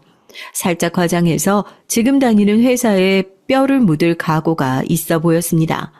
그런데 한참 동안 모두가 동서의 얘기를 듣고 있었는데 대뜸 동서가 저를 보고 이렇게 말하는 거예요. 어머 죄송해요 형님. 제가 너무 제 얘기만 했죠. 형님을 처음 뵈서 저도 모르는 게 신이 났나 봐요. 이제 형님 얘기도 좀 해주세요. 형님은 어느 회사 다니시는지 너무 궁금해요. 형님 나이 정도면 직급도 꽤 높으실 것 같은데 맞죠? 그럼 연봉은 어느 정도 되세요? 나는 회사 안 다니고 사업해. 버는 돈이야 뭐 매번 다르지만 연봉으로 따지면 그냥 먹고 살 정도만큼 버는 것 같아. 어머, 그러셨구나. 제가 듣기로는 사업은 안정적이지 못해서 너무 힘들다고 하던데, 맞죠? 요즘 코로나 때문에 더 힘드시겠어요. 말이 나와서 말인데, 저는 가끔 이런 힘든 시기에 회사에서 안정적으로 따박따박 월급 받고 사는 게 왠지 죄송스러운 기분이 들 때가 있어요. 그게 왜 죄송스러운 일이야? 능력 좋아서 안정적으로 회사 다니면 기쁜 일이지. 나야 뭐 어떻게든 버텨봐야지. 버티다 보면 이 시기도 지나가겠지. 안 그래? 그렇게 동서와 얘기를 나누는데 솔직히 속에서 웃음이 나오더군요. 높은 연봉을 받으며 안정적으로 회사 다니고 있다는 걸 은근슬쩍 자랑하는 모습이 어찌나 재밌던지요. 그날 동서의 모습은 꼭 사업이 궤도에 올라 처음으로 돈 좀 만져본 저의 20대 때 같았습니다. 사실 코로나 때문에 힘들긴 했지만 그때도 전 동서보다 몇 배로 더 벌고 있었어요. 하지만 그날 처음 본 동서에게 굳이 그걸 말할 이유는 없었죠. 그래서 전 동서의 얘기에 맞장구만 쳐주고 아무 말 없이 그냥 넘어갔습니다. 그러던 중 시어머니께서 과일을 드시고 싶다고 하셔서 저와 동서가 과일을 내오기로 했죠. 근데 동서와 같이 주방에 갔더니 동서는 칼이 어디 있는지 얘기만 해주고 손 하나 까딱 안 하는 겁니다. 그리고 과일 준비하는 제 옆에 서서 제게 조용히 말을 하는 거죠. 그동안 형님 목까지 일하느라 힘들었는데 이제는 형님이 계시니까 저도 좀 쉴 수가 있겠네요. 사실 제가 이번에 회사에서 진짜 중요한 일을 맡게 돼서 집안 대소사도 잘 신경 쓰지 못할 것 같았는데 형님 덕분에 마음이 놓여요. 저 이제 뒤로 빠질 테니까 형님께서 집안일 좀 잘 이끌어 주셨으면 좋겠어요. 여러분은 동서의 말이 어떻게 들리시나요? 저는 이제부터 동서가 아무것도 안 하고 대접만 받고 싶다는 말로 들려서 기분이 좋지 않더라고요. 그동안 혼자 시댁의 대소사를 책임지고 많이 힘들었을 동서의 마음은 이해가 됐지만 이제 같이 할 생각을 해야지 저에게 다 떠넘기는 건 뭐랍니까? 그래도 한편으로는 동서가 물심양면으로 집안을 챙겨왔나 보다 싶어 기특한 생각이 들기도 했어요. 그런데 남편의 말 한마디를 듣자마자 동서에 대한 제 생각이 한순간에 뒤집혀 버렸습니다. 시댁에서 집으로 돌아가는 길에 저는 남편에게 동서에 관해서 물었어요. 그동안 동서가 어떻게 집안일을 챙겨왔는지 궁금했거든요. 근데 제 말에 남편이 황당하다는 듯이 말을 하는 겁니다. 뭐? 그게 무슨 말이야? 재수 씨가 하기는 뭘 해? 참나. 매번 회사 일이 바쁘다면서 집안 행사랑 행사는 다 빠지고 내뺐는데 챙기긴 뭘 챙겨? 정말? 아니, 아까 과일 준비하는데 동서가 이제 내가 있으니까 자기는 물러난다고 나보고 집안일 잘 이끌어달라고 하던데? 남편은 제 말을 듣더니 굉장히 어이없어 하더라고요. 재수 씨 말이야, 겉으로 보기에는 예의 있는 척 하면서 사람을 직업이나 연봉으로 차별하고 뭐든 돈이 제일이라고 말하는 사람이야. 오늘 봐봐, 처음 만난 자리에서 당신한테 회사 어디 다니냐, 직급은 뭐냐 물어보는 거. 아무튼 기본 예의가 없다니까. 그날 저는 남편의 얘기를 듣고 여러 가지 생각이 많이 들었어요. 제 마음속에 똘똘해 보이던 동서의 첫인상도 확 바뀌었죠. 저는 다른 사람의 말만 듣고 사람을 판단하는 걸 좋아하지 않았지만 남편이 그렇게 말하는데 어떻게 아무 생각이 안 들겠어요. 그리고 남편의 얘기를 들으니까 동서와 했던 대화가 뚜렷하게 생각이 나더라고요. 예의를 차려 말하는 듯 했지만 동서의 말들은 명백히 저를 낮잡아 보고 있었습니다. 저는 그런 사람과 가까이 하고 싶지 않았어요. 그래서 저는 동서에게 기본적인 예의만 차리고 거리를 두기로 마음먹었었죠. 그렇다고 해도 사실 동서에게 기본적인 예의를 차릴 일도 별로 없으리라 생각했어요. 애초에 우리 집과 동서네 집은 차로 1시간 거리였고 각자 사느라 바빠서 자주 만날 일도 없었거든요. 동서랑 마주치려면 명절이나 돼야 만날까 말까 했었습니다. 그런데 제 생각과 달리 멀지 않은 어느 날에 동서와 제대로 한번 마주하는 사건이 생겼어요. 그날 저는 간만에 남편과 휴일이 겹쳐서 단둘이 오붓하게 집에서 시간을 보내고 있었습니다. 그런데 갑자기 남편 휴대전화에 메시지 알림이 막 울리더라고요. 무슨 일인가 싶어서 힐끗 봤는데 남편이 메시지를 확인하는 듯 하더니 짜증을 내면서 핸드폰을 확 뒤집어 놓는 거예요. 웬만해서는 짜증을 안 내는 남편인데 그렇게 짜증을 내니 궁금해서 물어봤습니다. 여보, 왜 그래? 무슨 일 있어? 혹시 거래처야? 아니, 거래처가 아니라 중혁이. 얘가 어제부터 자꾸 돈을 빌려달라고 하는데 거절해도 계속 연락을 하네. 돈? 무슨 돈? 아니, 혹시 서방님 무슨 사업이라도 하신대? 그게 아니라 얘가 그저께 접촉사고가 났는데 보험 처리를 안 하고 현금으로 합의를 하기로 했대. 그냥 보험 처리하라고 그렇게 말을 했는데 이 자식은 듣지도 않아. 아니, 서방님은 그걸 왜 보험 처리를 안 하고 현금으로 합의를 한다고 그러셔? 얘가 그동안 자잘한 접촉사고를 좀 많이 냈나 봐. 그래서 자동차 보험료가 많이 올랐는데 이번에 한 번만 더 사고 내면 아예 차 키를 반납하기로 재수 씨랑 약속을 했대. 그래서 재수 씨한테 비밀로 해야 해서 보험 처리를 절대 안 된다는 거야. 진짜 내 동생이지만 이럴 때 한심하다니까. 남편은 서방님이 자꾸 거절해도 계속 돈을 빌려달라고 매달린다며 짜증을 내더라고요. 근데 얘기를 듣고 있으니 이해가 안 가는 부분이 있었습니다. 서방님도 회사 생활을 오래 해서 연봉이 꽤 높은 걸로 알고 있었거든요. 그런데 남편에게 돈을 빌려달라는 게 이해가 안 갔어요. 아니, 얼마를 빌려달라고 하는 건데 그보다 서방님 회사 생활도 오래 하셨다면서 모아놓은 돈이 전혀 없대? 재수 씨가 집안의 경제권을 다 쥐고 있어서 그래. 이 자식은 한 달 용돈 받고 살고 있어서 아무리 월급을 많이 받아도 자기 돈이 하나도 없어. 솔직히 차키 반납하기 싫어서 보험 처리 안 하겠다는 거 이해는 가는데 합의금으로 나한테 1,000만 원이나 빌려달래. 딱하긴 한데 내가 무슨 여윳돈이 있어서 빌려주겠어. 1,000만 원이나? 아, 크긴 크네. 근데 여보, 서방님이 빌려달라는 돈 내가 빌려주는 건 어때? 우리 이제 가족이니까 내가 그 정도는 도와줄 수 있을 것 같은데. 당신 진심이야? 괜찮겠어? 당신도 솔직히 서방님한테 돈 빌려주고 싶은데 없어서 못 빌려주는 것뿐이잖아. 우리 이제 가족이고 부부인데 그 정도는 내가 해줄 수 있어. 그래주면 정말 고맙지. 정말 고마워 여보. 아, 내가 이 자식한테 제대로 감사 인사하라고 아주 단단히 말해둘게. 저는 남편이 웃는 모습을 보면서 내심 남편도 서방님을 많이 걱정하고 있었다고 생각이 들었어요. 물론 서방님이 접촉사고 난 걸 동서에게 숨기는 건 마음에 걸렸습니다.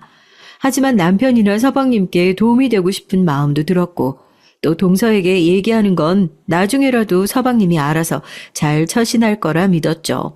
저는 마음 한구석에 드는 찝찝함을 빨리 털어버리고 더는 서방님 일에 신경 쓰지 않았어요. 그런데 제가 서방님을 너무 믿었던 것일까요?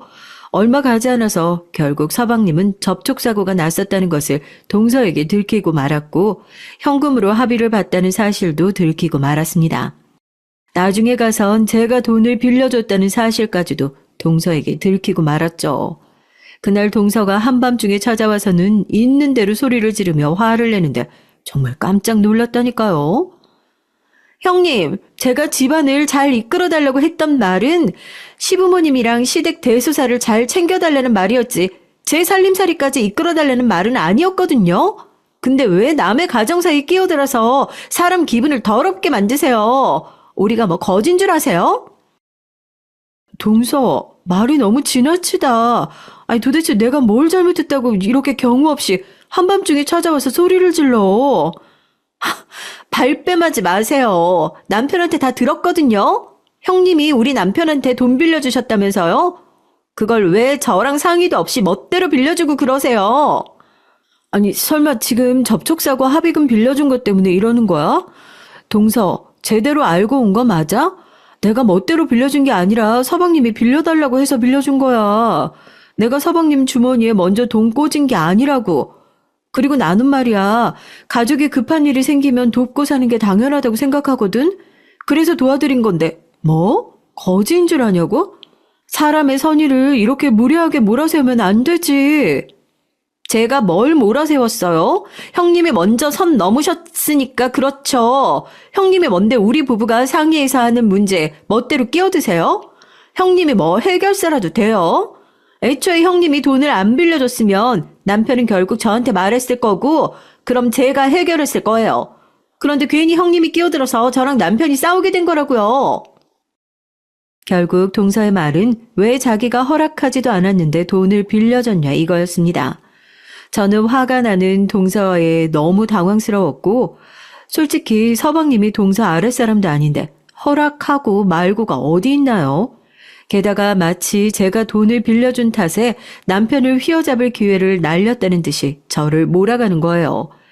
저는 무례하게 구는 동서의 모습에 차갑게 마음이 식어 직설적으로 말했습니다. 그래, 동서 말 무슨 뜻인지 잘 알겠어. 내가 부부 문제 괜히 끼어들었다 그 말이지? 그럼 내가 서방님한테 빌려준 돈 지금 당장 내놔. 그리고 둘이서 알아서 해결하라고. 그럴 줄 알고 가지고 왔어요. 여기 현금 1,000만 원이요. 이제 형님한테 진 빚 없으니까 다음부터는 우리 부부 문제에 멋대로 끼어들지 마세요. 동서는 제 앞에 1,000만 원이 든 봉투를 탁 내려놓고 인사도 안 하고 나가버리더라고요. 얼마나 어이가 없던지 저는 돈 빌려주고 욕만 먹은 셈이었죠. 그날을 기점으로 저와 동서의 관계는 서서히 틀어지기 시작했습니다. 그리고 그때부터 동서는 저를 라이벌로 생각하는 듯 싶더니 차츰 돈으로 저를 견제하기 시작하더라고요. 아마 본인 남편이 저에게 돈을 빌렸다는 것에 상당히 자존심이 상한 것 같았어요. 그날 이후로 동서는 뭐든 돈으로 해결하면서 자신이 이 정도로 능력이 있다는 것을 과시하곤 했어요. 특히 우리 부부가 시부모님께 뭔가를 해드리면 꼭 가까운 시일에 똑같은 걸 해드린다던가 아니면 그것보다 더 비싼 걸 해드린다던가 하며 사람의 신경을 긁어댔습니다. 한 번은 제가 시부모님께 안마의자를 사드린 적이 있는데 그 다음 주에 바로 동서가 똑같은 안마의자를 하나 더 사서 시댁에 택배로 보낸 겁니다. 그리고는 저한테 전화해서 이렇게 말하는 거예요. 형님, 제가 오늘 어머님이랑 아버님께 안마의자 한 대 더 사드렸는데 들으셨어요? 이왕 사드리는 거 처음부터 2대 사드리시지 왜 한 대만 사드렸어요? 2대 사드렸으면 두 분이 동시에 오붓하게 안마 받으시고 정말 좋았을 텐데 말이죠. 아, 원래 2대 사드리려고 했지. 근데 어머님이랑 아버님께서 한사코 말리셔서 한 대만 사드린 거야. 2대나 놓으면 집이 좁으니까 한 대만 사라고 하시더라고. 근데 동서는 굳이 한 대를 더 사서 그걸 보내드린 거야? 네, 당연하죠. 형님도 참. 아, 그렇게 어르신들 마음을 모르세요? 당연히 2대 놓고 싶으시겠죠. 근데 형님에게는 금액이 부담스러울까봐 일부러 한 대만 사도 된다고 하셨던 거겠죠. 제가 형님보다 어머님이랑 아버님을 더 오래 모셨는데 그 마음을 모르겠어요? 만약에 제가 먼저 사드렸다면 2대도 괜찮다고 하셨을걸요? 저는 동서의 말을 듣고는 어처구니가 없어졌습니다. 설마 제가 그 정도로 생각을 못했겠어요? 저도 처음에는 두 분께서 제가 부담될까봐 걱정하시는 마음에 사양하시는 줄 알고 여러 번 괜찮다고 말씀드렸어요. 그런데 시어머니께서 정말로 2대까지 놓기에는 집이 작아 부담스러우니까 절대 2대 살 필요 없다고 하시더라고요. 솔직히 시어머니 말씀 그대로 시댁은 꽤 작은 집이었어요. 서방님이 결혼에 출가한 뒤 시부모님께서는 이제 큰 집은 필요 없다고 생각해서 작은 집으로 이사하셨다고 하더라고요.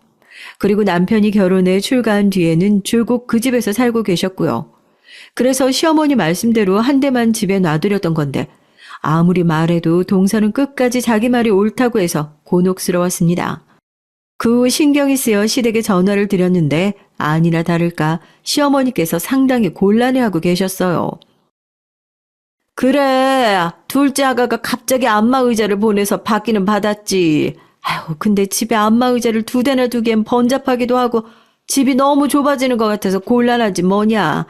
그래서 둘째 아가한테는 마음만 받겠다고 하고 반품하라고 시켰어. 아유, 둘째 아가가 나쁜 애는 아닌데 고집이 좀 있어.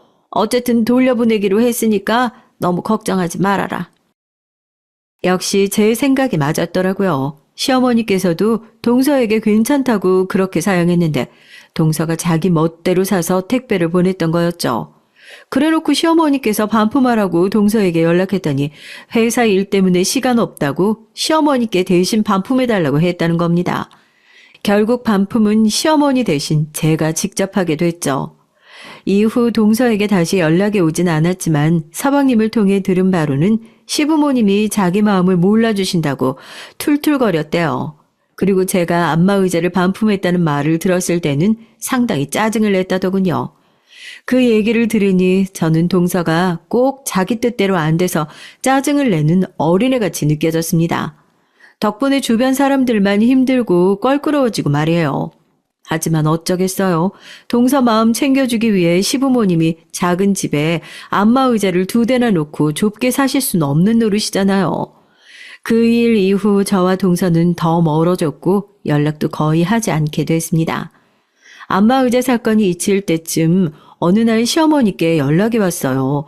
혹시 동서에 관한 일이려나 싶었는데 정말로 동서 일 때문에 전화를 하셨던 거였습니다. 첫째야, 글쎄 둘째 아가가 이번에 승진해서 연봉을 1억을 받게 됐다지 뭐니. 아이 그래서 다 같이 모여서 축하할 겸 식사하자는데 시간 되니? 정말요? 너무 축하할 일이네요. 전 언제든 시간 낼 수 있으니까 어머님이랑 아버님 편하신 날에 제가 맞출게요. 알고 보니 동서가 이번에 다니던 회사에서 승진하면서 연봉도 올랐다는데 그 덕분에 연봉이 1억이 됐다는 겁니다. 그래서 가족들과 축하 파티를 하고 싶다면서 근사한 곳에 가서 다 같이 식사를 하자고 했다는 거죠. 제가 동서를 좋게 생각하고 있진 않았지만 그때만큼은 저도 축하해주고 싶은 마음이 들더군요. 그래서 약속 당일 좋은 마음으로 동서가 예약해뒀다는 식당에 시부모님을 모시고 갔어요. 그런데 그날의 주인공이나 다름없던 동서가 아무리 기다려도 약속 시간에 나타나질 않는 겁니다. 그때가 추운 겨울날이었는데 동서가 자신이 올 때까지 기다려달라고 해서 시부모님과 저 그리고 남편과 서방님까지 가게 밖에서 떨면서 기다리고 있었는데 말이에요. 다 같이 배고픔과 추위를 견디며 동서를 기다렸지만 동서는 약속 시간에서 30분이 지나도 오지 않았습니다. 서방님, 동서랑 연락 안 되세요? 혹시 무슨 일이라도 있는 거 아니에요? 아까 일이 늦게 끝났다고 좀 이따가 출발한다고 연락이 오긴 했는데 지금은 연락이 안 되네요. 정말 죄송합니다, 형수님. 제가 얼른 다시 연락해 볼게요. 서방님은 대답을 듣고 저는 더는 참을 수가 없었어요. 본인이 잡아놓은 약속에 늦는 것도 모자라서 추운 날 본인이 올 때까지 다들 밖에서 기다려달라는 게 말이나 되나요? 저와 남편 그리고 서방님이야 추위 정도는 참을 수 있었지만 나이 드신 시부모님은 몸에 크게 무리가 올 수도 있는 일이고요. 결국 전 그냥 가족들을 모두 이끌고 가게로 들어가기로 했습니다. 동서가 본인 이름으로 예약을 해뒀으니 나중에 오더라도 별 문제 없을 거라 생각했고요. 저는 시부모님과 남편 서방님을 다 이끌고 가게에 들어가서 동서 이름으로 예약된 자리를 안내받았습니다.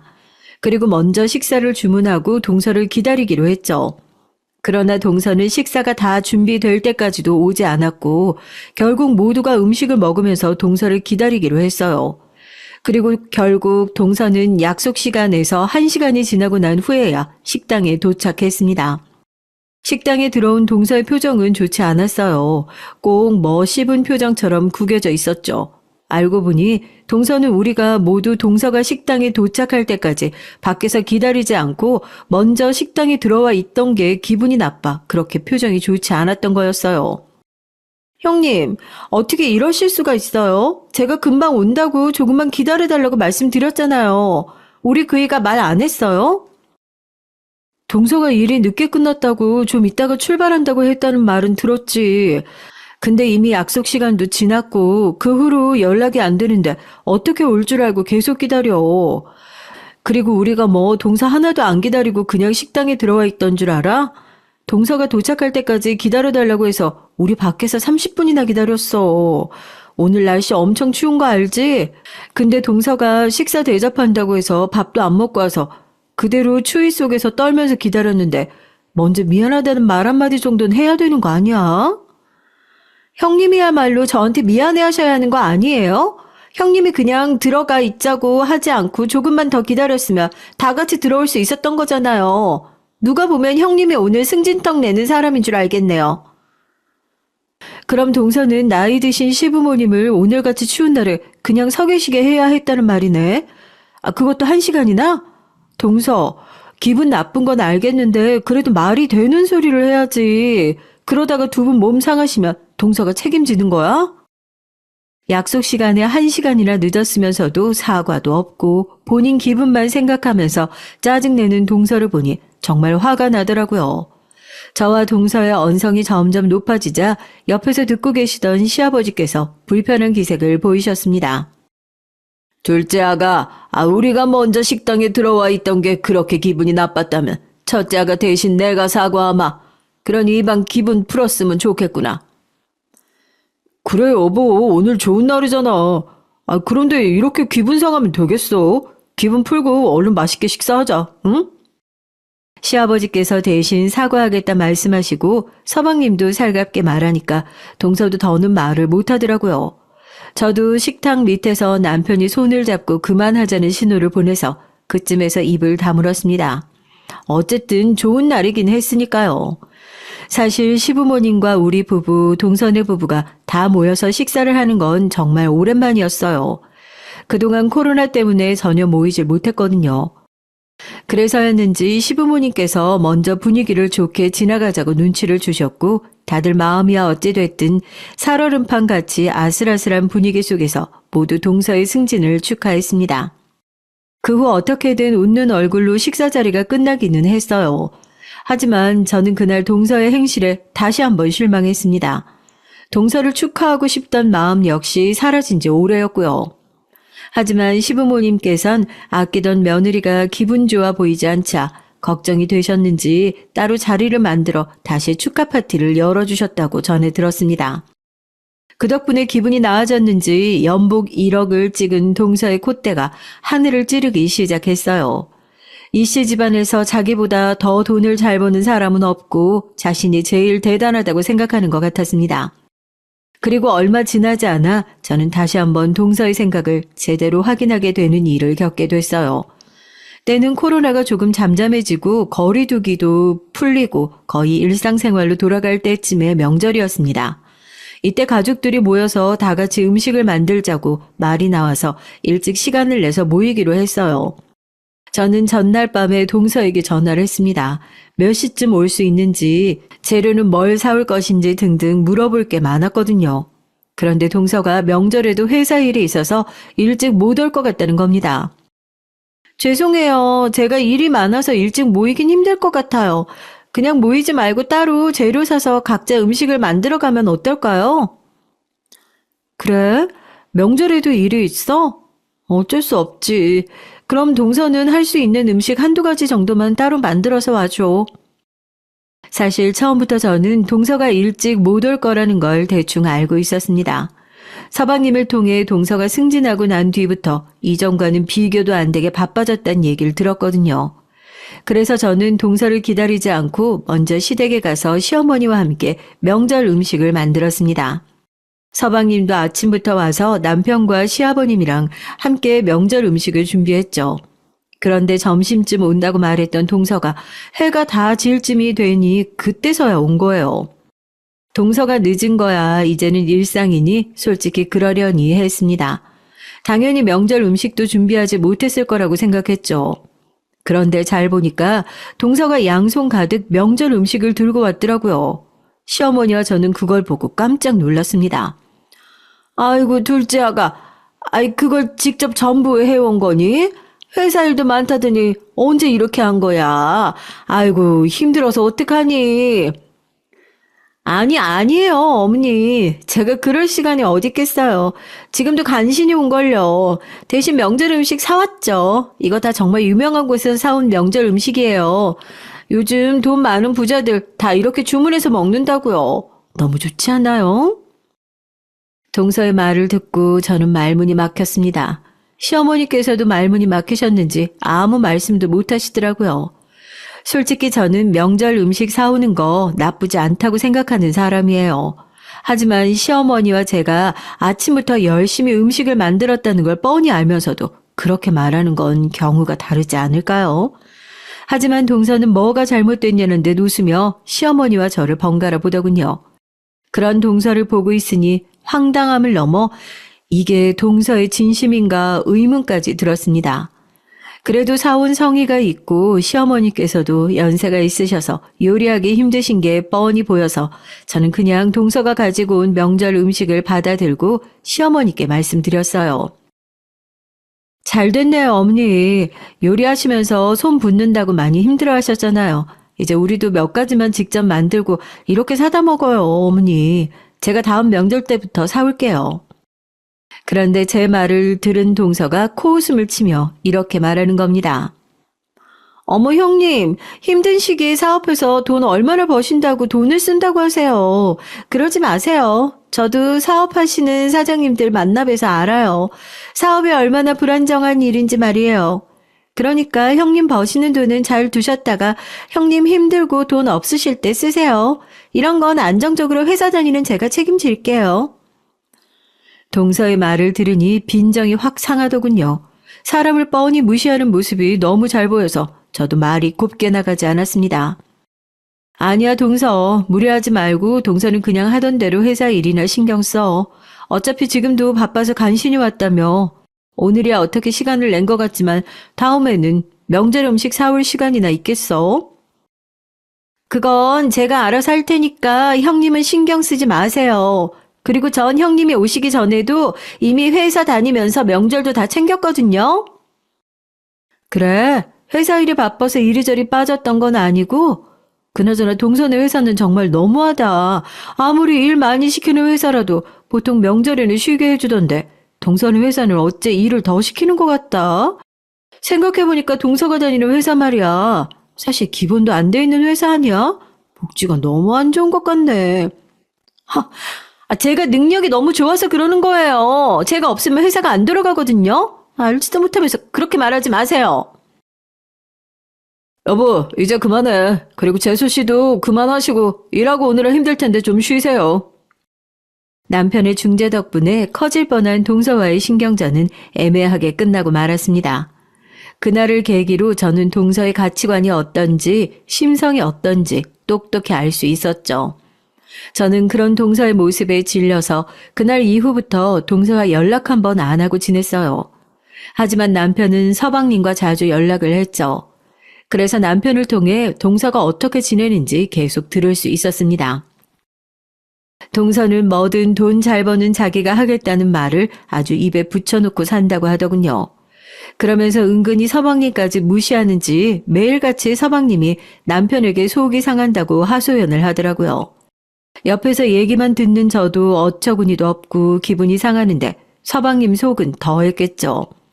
그러다가 어느 날 가족 모두가 크게 기분이 상할 정도로 커다란 사건이 일어나고 말았습니다. 그때는 시어머니의 생신날이었어요. 돌아오는 시어머니의 생신이 칠순이셨는데 그때 시어머니께서 아직 코로나가 걱정되어 어디 나가서 음식을 드시기를 꺼려 하셨죠. 그래서 집에서 간단하게 미역국과 반찬 몇 가지 밥만 차려서 가족끼리 간단히 식사하고 끝내자고 했습니다. 근데 인생에 한 번뿐인 시어머니 칠순 생일인데 그럴 수 없잖아요. 그래서 저는 이번 기회에 솜씨 발휘 좀 해보기로 마음을 먹었습니다.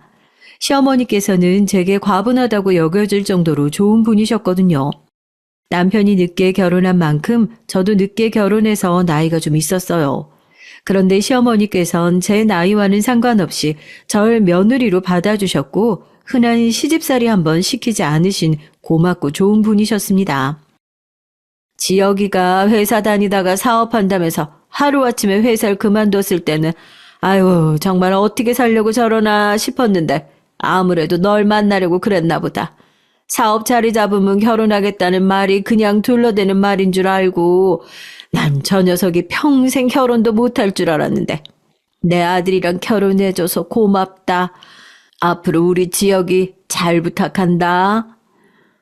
저야말로 잘 부탁드려요, 어머니. 늦은 나이지만 그만큼 남들보다 더 많이 효도할게요.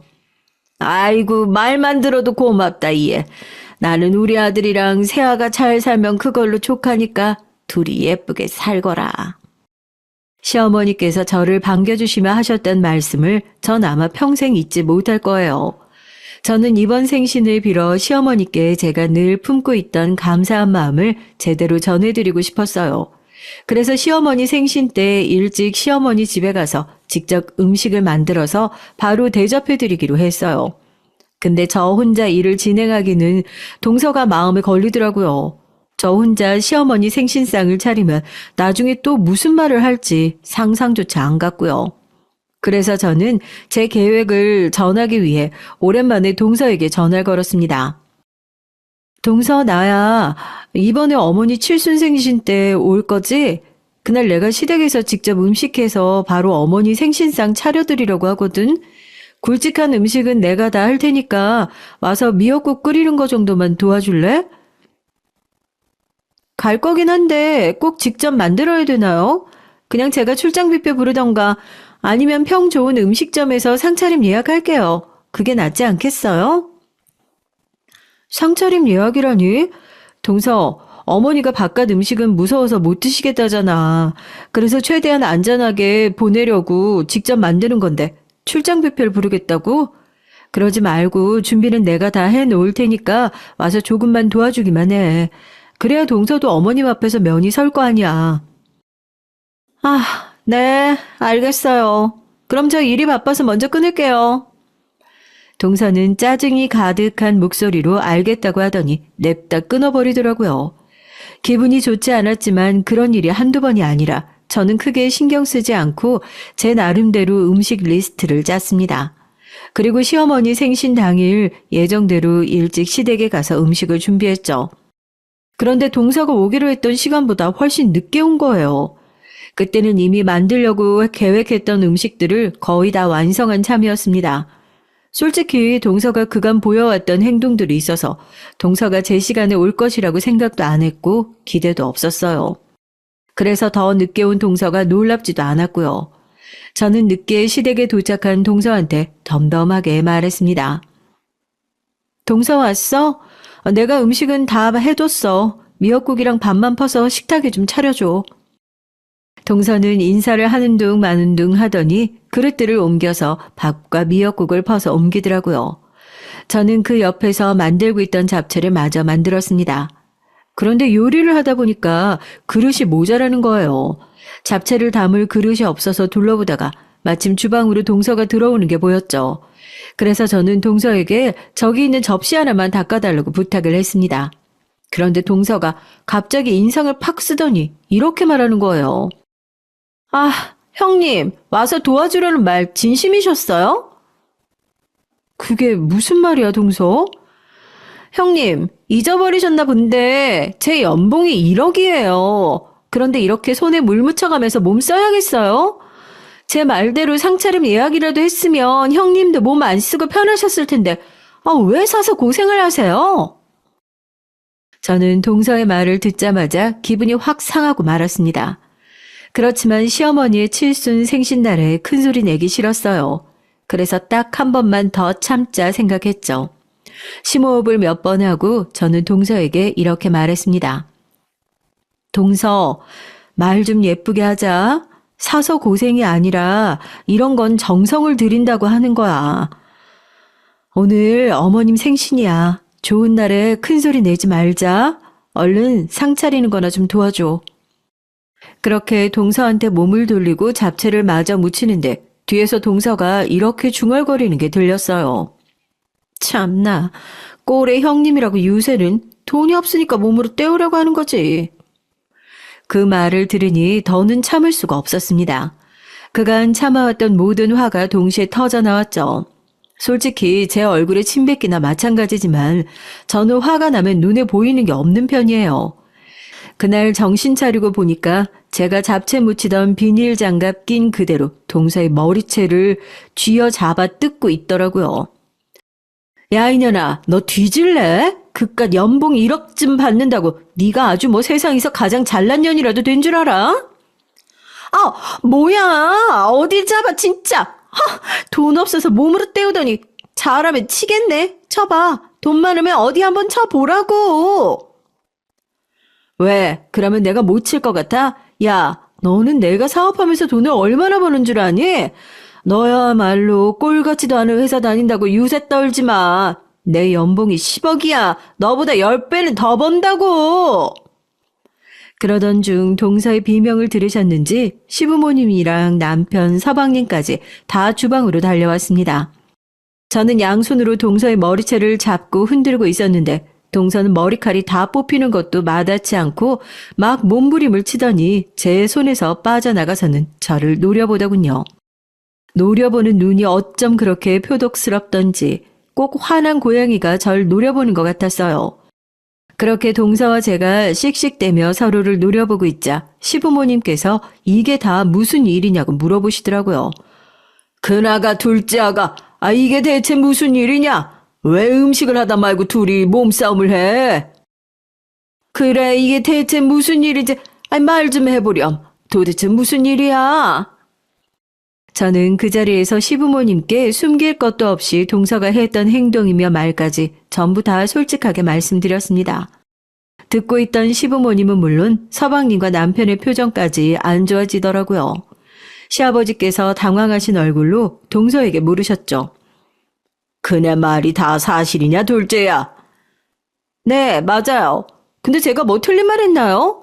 저 연봉이 1억인 것도 맞고 형님은 시어머니 생신상에 쓸 돈이 없어서 몸으로 때우는 것도 맞는데 뭐 잘못됐나요? 동서가 그렇게 말하자 저는 또다시 눈이 뒤집히는 기분을 느꼈어요. 그래서 참지 못하고 동서에게 소리쳤죠. 겨우 연봉 1억이면서 큰 소리 치기는 넌 네가 지금 엄청 대단한 줄 알겠지만 전혀 아니거든. 너 그냥 회사에서 사용하다가 버리는 소모품이라고. 알아? 아, 회사 소모품 주제에 자기가 소모품인 줄도 모르고 자랑하는 꼴이라니. 뭐라고요? 소모품이요? 지금 말 다 했어요? 그래. 그럼 네가 소모품이지 뭐니? 너보다 아주 조금 더 잘난 사람 있으면 바로 갈아 끼워질 연봉 1억짜리 소모품. 뭐야? 니까지 뭔데 나보고 그딴 말을 해? 동서는 집이 떠나가라 소리를 빽 지르더니 저한테 달려들었습니다. 저도 당연히 동서가 달려들자 똑같이 맞대응을 했죠. 저랑 동서가 둘이 머리채를 잡고 싸우자 남편과 서방님이 우리 둘을 떼어놨습니다.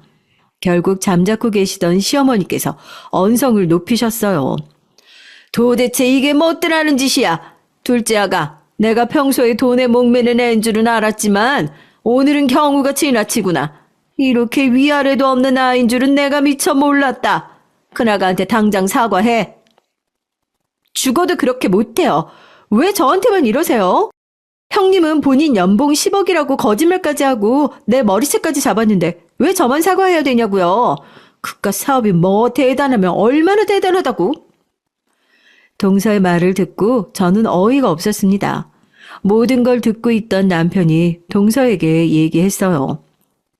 재수씨, 이 사람 연봉 10억 맞아. 그리고 말 조심해. 재수씨가 10억 못 번다고 세상 사람들이 다 같은 줄 알아? 우물안 개구리인 게 잘못은 아니지만 그래도 우물 안에서 나오려고 노력은 해야 되는 거 아니야? 아주버님도 정말 이러시기에요? 아내라고 그렇게 감싸기만 하면 다 되는 줄 아세요? 감싸는 게 아니라 사실을 말하는 거야. 정 못 믿겠으면 지금 세금 명세서라도 확인해 볼래? 요즘 세상이 좋아져서 핸드폰으로도 다 확인할 수 있더라. 여보, 당신 핸드폰 어디 있지? 저는 남편의 말에 바로 핸드폰을 가지고 와서 세금 관련 앱에 들어갔습니다. 그리고 그의 세금 신고 내역을 동서에게 보여줬죠. 동서는 제가 보여준 신고서가 진짜인지 아닌지 아주 꼼꼼히 살펴보더군요. 그리고 한참이 지나서야 제가 정말로 10억을 번다는 것을 알았는지 입술을 꽉 깨물고 남편과 저를 노려봤어요. 그러더니 저를 확 밀치고는 자기 짐을 챙겨서 집 밖으로 나가버리는 거예요. 옆에서 꿀먹은 벙어리처럼 서 있던 서방님은 저와 남편 시부모님께 죄송하다고 말하며 바로 동서를 따라 뛰어나갔습니다. 정말 모든 게 순식간에 일어나고 순식간에 잠잠해졌어요. 난리도 이런 난리가 없었죠. 조용해진 주방에서 시어머니께서 침울한 얼굴로 말씀하셨습니다. 괜히 집에서 해먹자고 한 나 때문에 이런 일이 생긴 것 같아서 미안하구나. 둘째가 돈 크기에 집착하는 건 알고 있었는데 마음속에 저런 생각을 품고 있는 줄은 내가 몰랐다. 미안하다, 큰아가. 아니에요, 어머니. 전 괜찮아요. 저야말로 마음 쓰게 만들어서 죄송해요. 제가 조금만 더 참을 걸 그랬나 봐요. 아니다. 참기는 뭘 참어. 한 번쯤은 화를 내야 할 부분이었으니까 참지 않길 잘했어. 시어머니께서는 본인의 탓을 할지언정 제 탓은 절대로 아니라고 하시면서 오히려 저를 위로해 주셨습니다. 분위기가 많이 가라앉았지만 시어머니 생신을 그렇게 보낼 순 없었어요. 저는 얼른 정신을 차리고 시어머니 생신상을 차렸습니다. 그날 그렇게 가버린 동서 내외를 빼고 저와 남편 그리고 시부모님까지 모두가 제가 만든 음식을 맛있게 먹고 그날은 잘 넘어갔어요. 이후 남편에게 들은 바로는 서방님이 동서의 언행에 화가 많이 나서 둘이 며칠을 싸웠다고 하더라고요. 그리고 시부모님도 동서에게 한 소리 하신 것 같았습니다. 동서의 행동이 선을 넘어도 너무 많이 넘었던 건 확실했으니까요. 그 때문인지 동서가 제게 전화 연락을 다 했더라고요. 그것도 사과하기 위해서 말이에요. 정말 죄송합니다, 형님. 제가 이렇게 사과드릴게요. 그게 지금 우리 남편이 형님께서 사과를 안 받아주시면 이혼하겠대요. 그러니까 사과 좀 받아주시고 남편한테 말 좀 잘 전해주시면 안 될까요? 동서는 서방님이 이혼하겠다고 강하게 나가는 바람에 그게 무서워서 전화한 거라고요. 정말 끝까지 염치도 없는 사람이었습니다. 사과하고자 하는 마음은 한 톨 없는 주제에 사과 전화를 하는 모습이 너무 위선적이었어요. 동서가 울면서 제게 말하는데 우는 척 하는 것 같아서 듣고 있는 내내 별 감흥도 없었습니다. 그런데 제가 대꾸도 없이 가만히 있자 동서가 사과하다가 또 자존심을 내세우더라고요. 혹시 형님, 제가 정말 잘못한 건 맞는데요. 근데 형님도 잘못하신 거 있잖아요. 그날 형님 제 머리채 잡았잖아요. 그때 제가 병원에 갔으면 전치 1주는 나왔을 거예요. 근데 저 병원도 안 갔고요. 형님이 그러신 거 그냥 넘어갈 생각이었거든요. 그러니까 제 사과 좀 받아주세요. 네? 뭐? 전치 1주? 진짜 웃긴다, 동서. 그냥 병원 가지 왜 안 갔어? 머리카락 좀 뜯겼다고 전치 1주 내주는 병원 있으면 나도 좀 보고 싶은데? 그리고 너는 그게 사과하는 사람 태도니? 사람이 사과하려면 최소한 얼굴 보고 사과를 하든가 아니면 좀 진정성 있게 사과를 하려고 노력이라도 하든가. 안 되겠어. 난 네 사과 못 받아줘. 아니, 안 받아줄 거야. 서방님한테도 그렇게 말할 거니까 알아둬. 네? 잠깐만요. 형님, 너무하신 거 아니에요? 형님은 윗사람이 마음가짐이라는 것도 없으세요? 그리고 처음부터 형님이 연봉 10억이라고 말씀만 해주셨어도 제가 이렇게까지 하진 않았을 거 아니에요. 뭐? 그러니까 지금 동서가 위아래 베는 거 없이 아나무인으로 군 게 다 내 탓이라는 거야? 정말 어이가 없네. 그리고 마음가짐은 뭐 윗사람만 가져야 하니? 아랫사람도 아랫사람의 마음가짐을 보여야 윗사람이 품어주고 싶어지는 거지. 내가 사과만 받아주길 바라면 직접 찾아와서 사과해. 그럼 받아줄 테니까. 저는 병원을 들먹이며 은근히 제 탓을 하는 동서의 말에 동서에 대한 미운 정까지 모두 떨어져 사라지는 걸 느꼈어요. 그래서 그날 이후 동서에게서 오는 전화는 전부 차단하고 연락도 하기 싫다는 티를 내며 동서의 연락을 무시했습니다. 그래도 동서는 끝끝내 저에게 찾아와 용서를 빌지 않았어요. 자신이 무얼 잘못했는지 이해도 못하는 것 같더라고요. 그리고 그 자존심에 얼굴을 맞대고 용서를 비는 일은 이혼보다도 더 싫었던 모양입니다. 이후에 시댁에 안부전화를 걸었다가 알게 됐는데요. 동서는 결국 서방님과 별거를 하게 됐다고 하더라고요. 그동안 서방님도 쌓인 게 많았던 모양인지 별거라는 특단의 조치까지 취하며 동서가 제게 사과를 하도록 종용하고 있다고 합니다. 하지만 여태껏 동서가 직접 집으로 찾아오는 일은 없었던 것을 보니까 아무래도 이혼까지 갈 것 같아요. 아직도 별거 중인데다가 서방님이 남편을 찾아와서 하는 말이 심상치 않았거든요. 하지만 그런 사람이랑 살면서 괴로울 바에는 차라리 이혼하는 게 서방님께도 더 나을 것 같아서 그냥 지금이라도 콱 이혼하라고 말씀드리고 싶네요. 돈 가지고 사람 차별하는 사람치고는 좋은 사람이 없으니까 말이죠. 세상 살다 보니 이런 일을 다 겪게 됐네요. 사연 듣고 계신 분들께선 저와 같은 일이 없길 바라며 들어주셔서 감사합니다.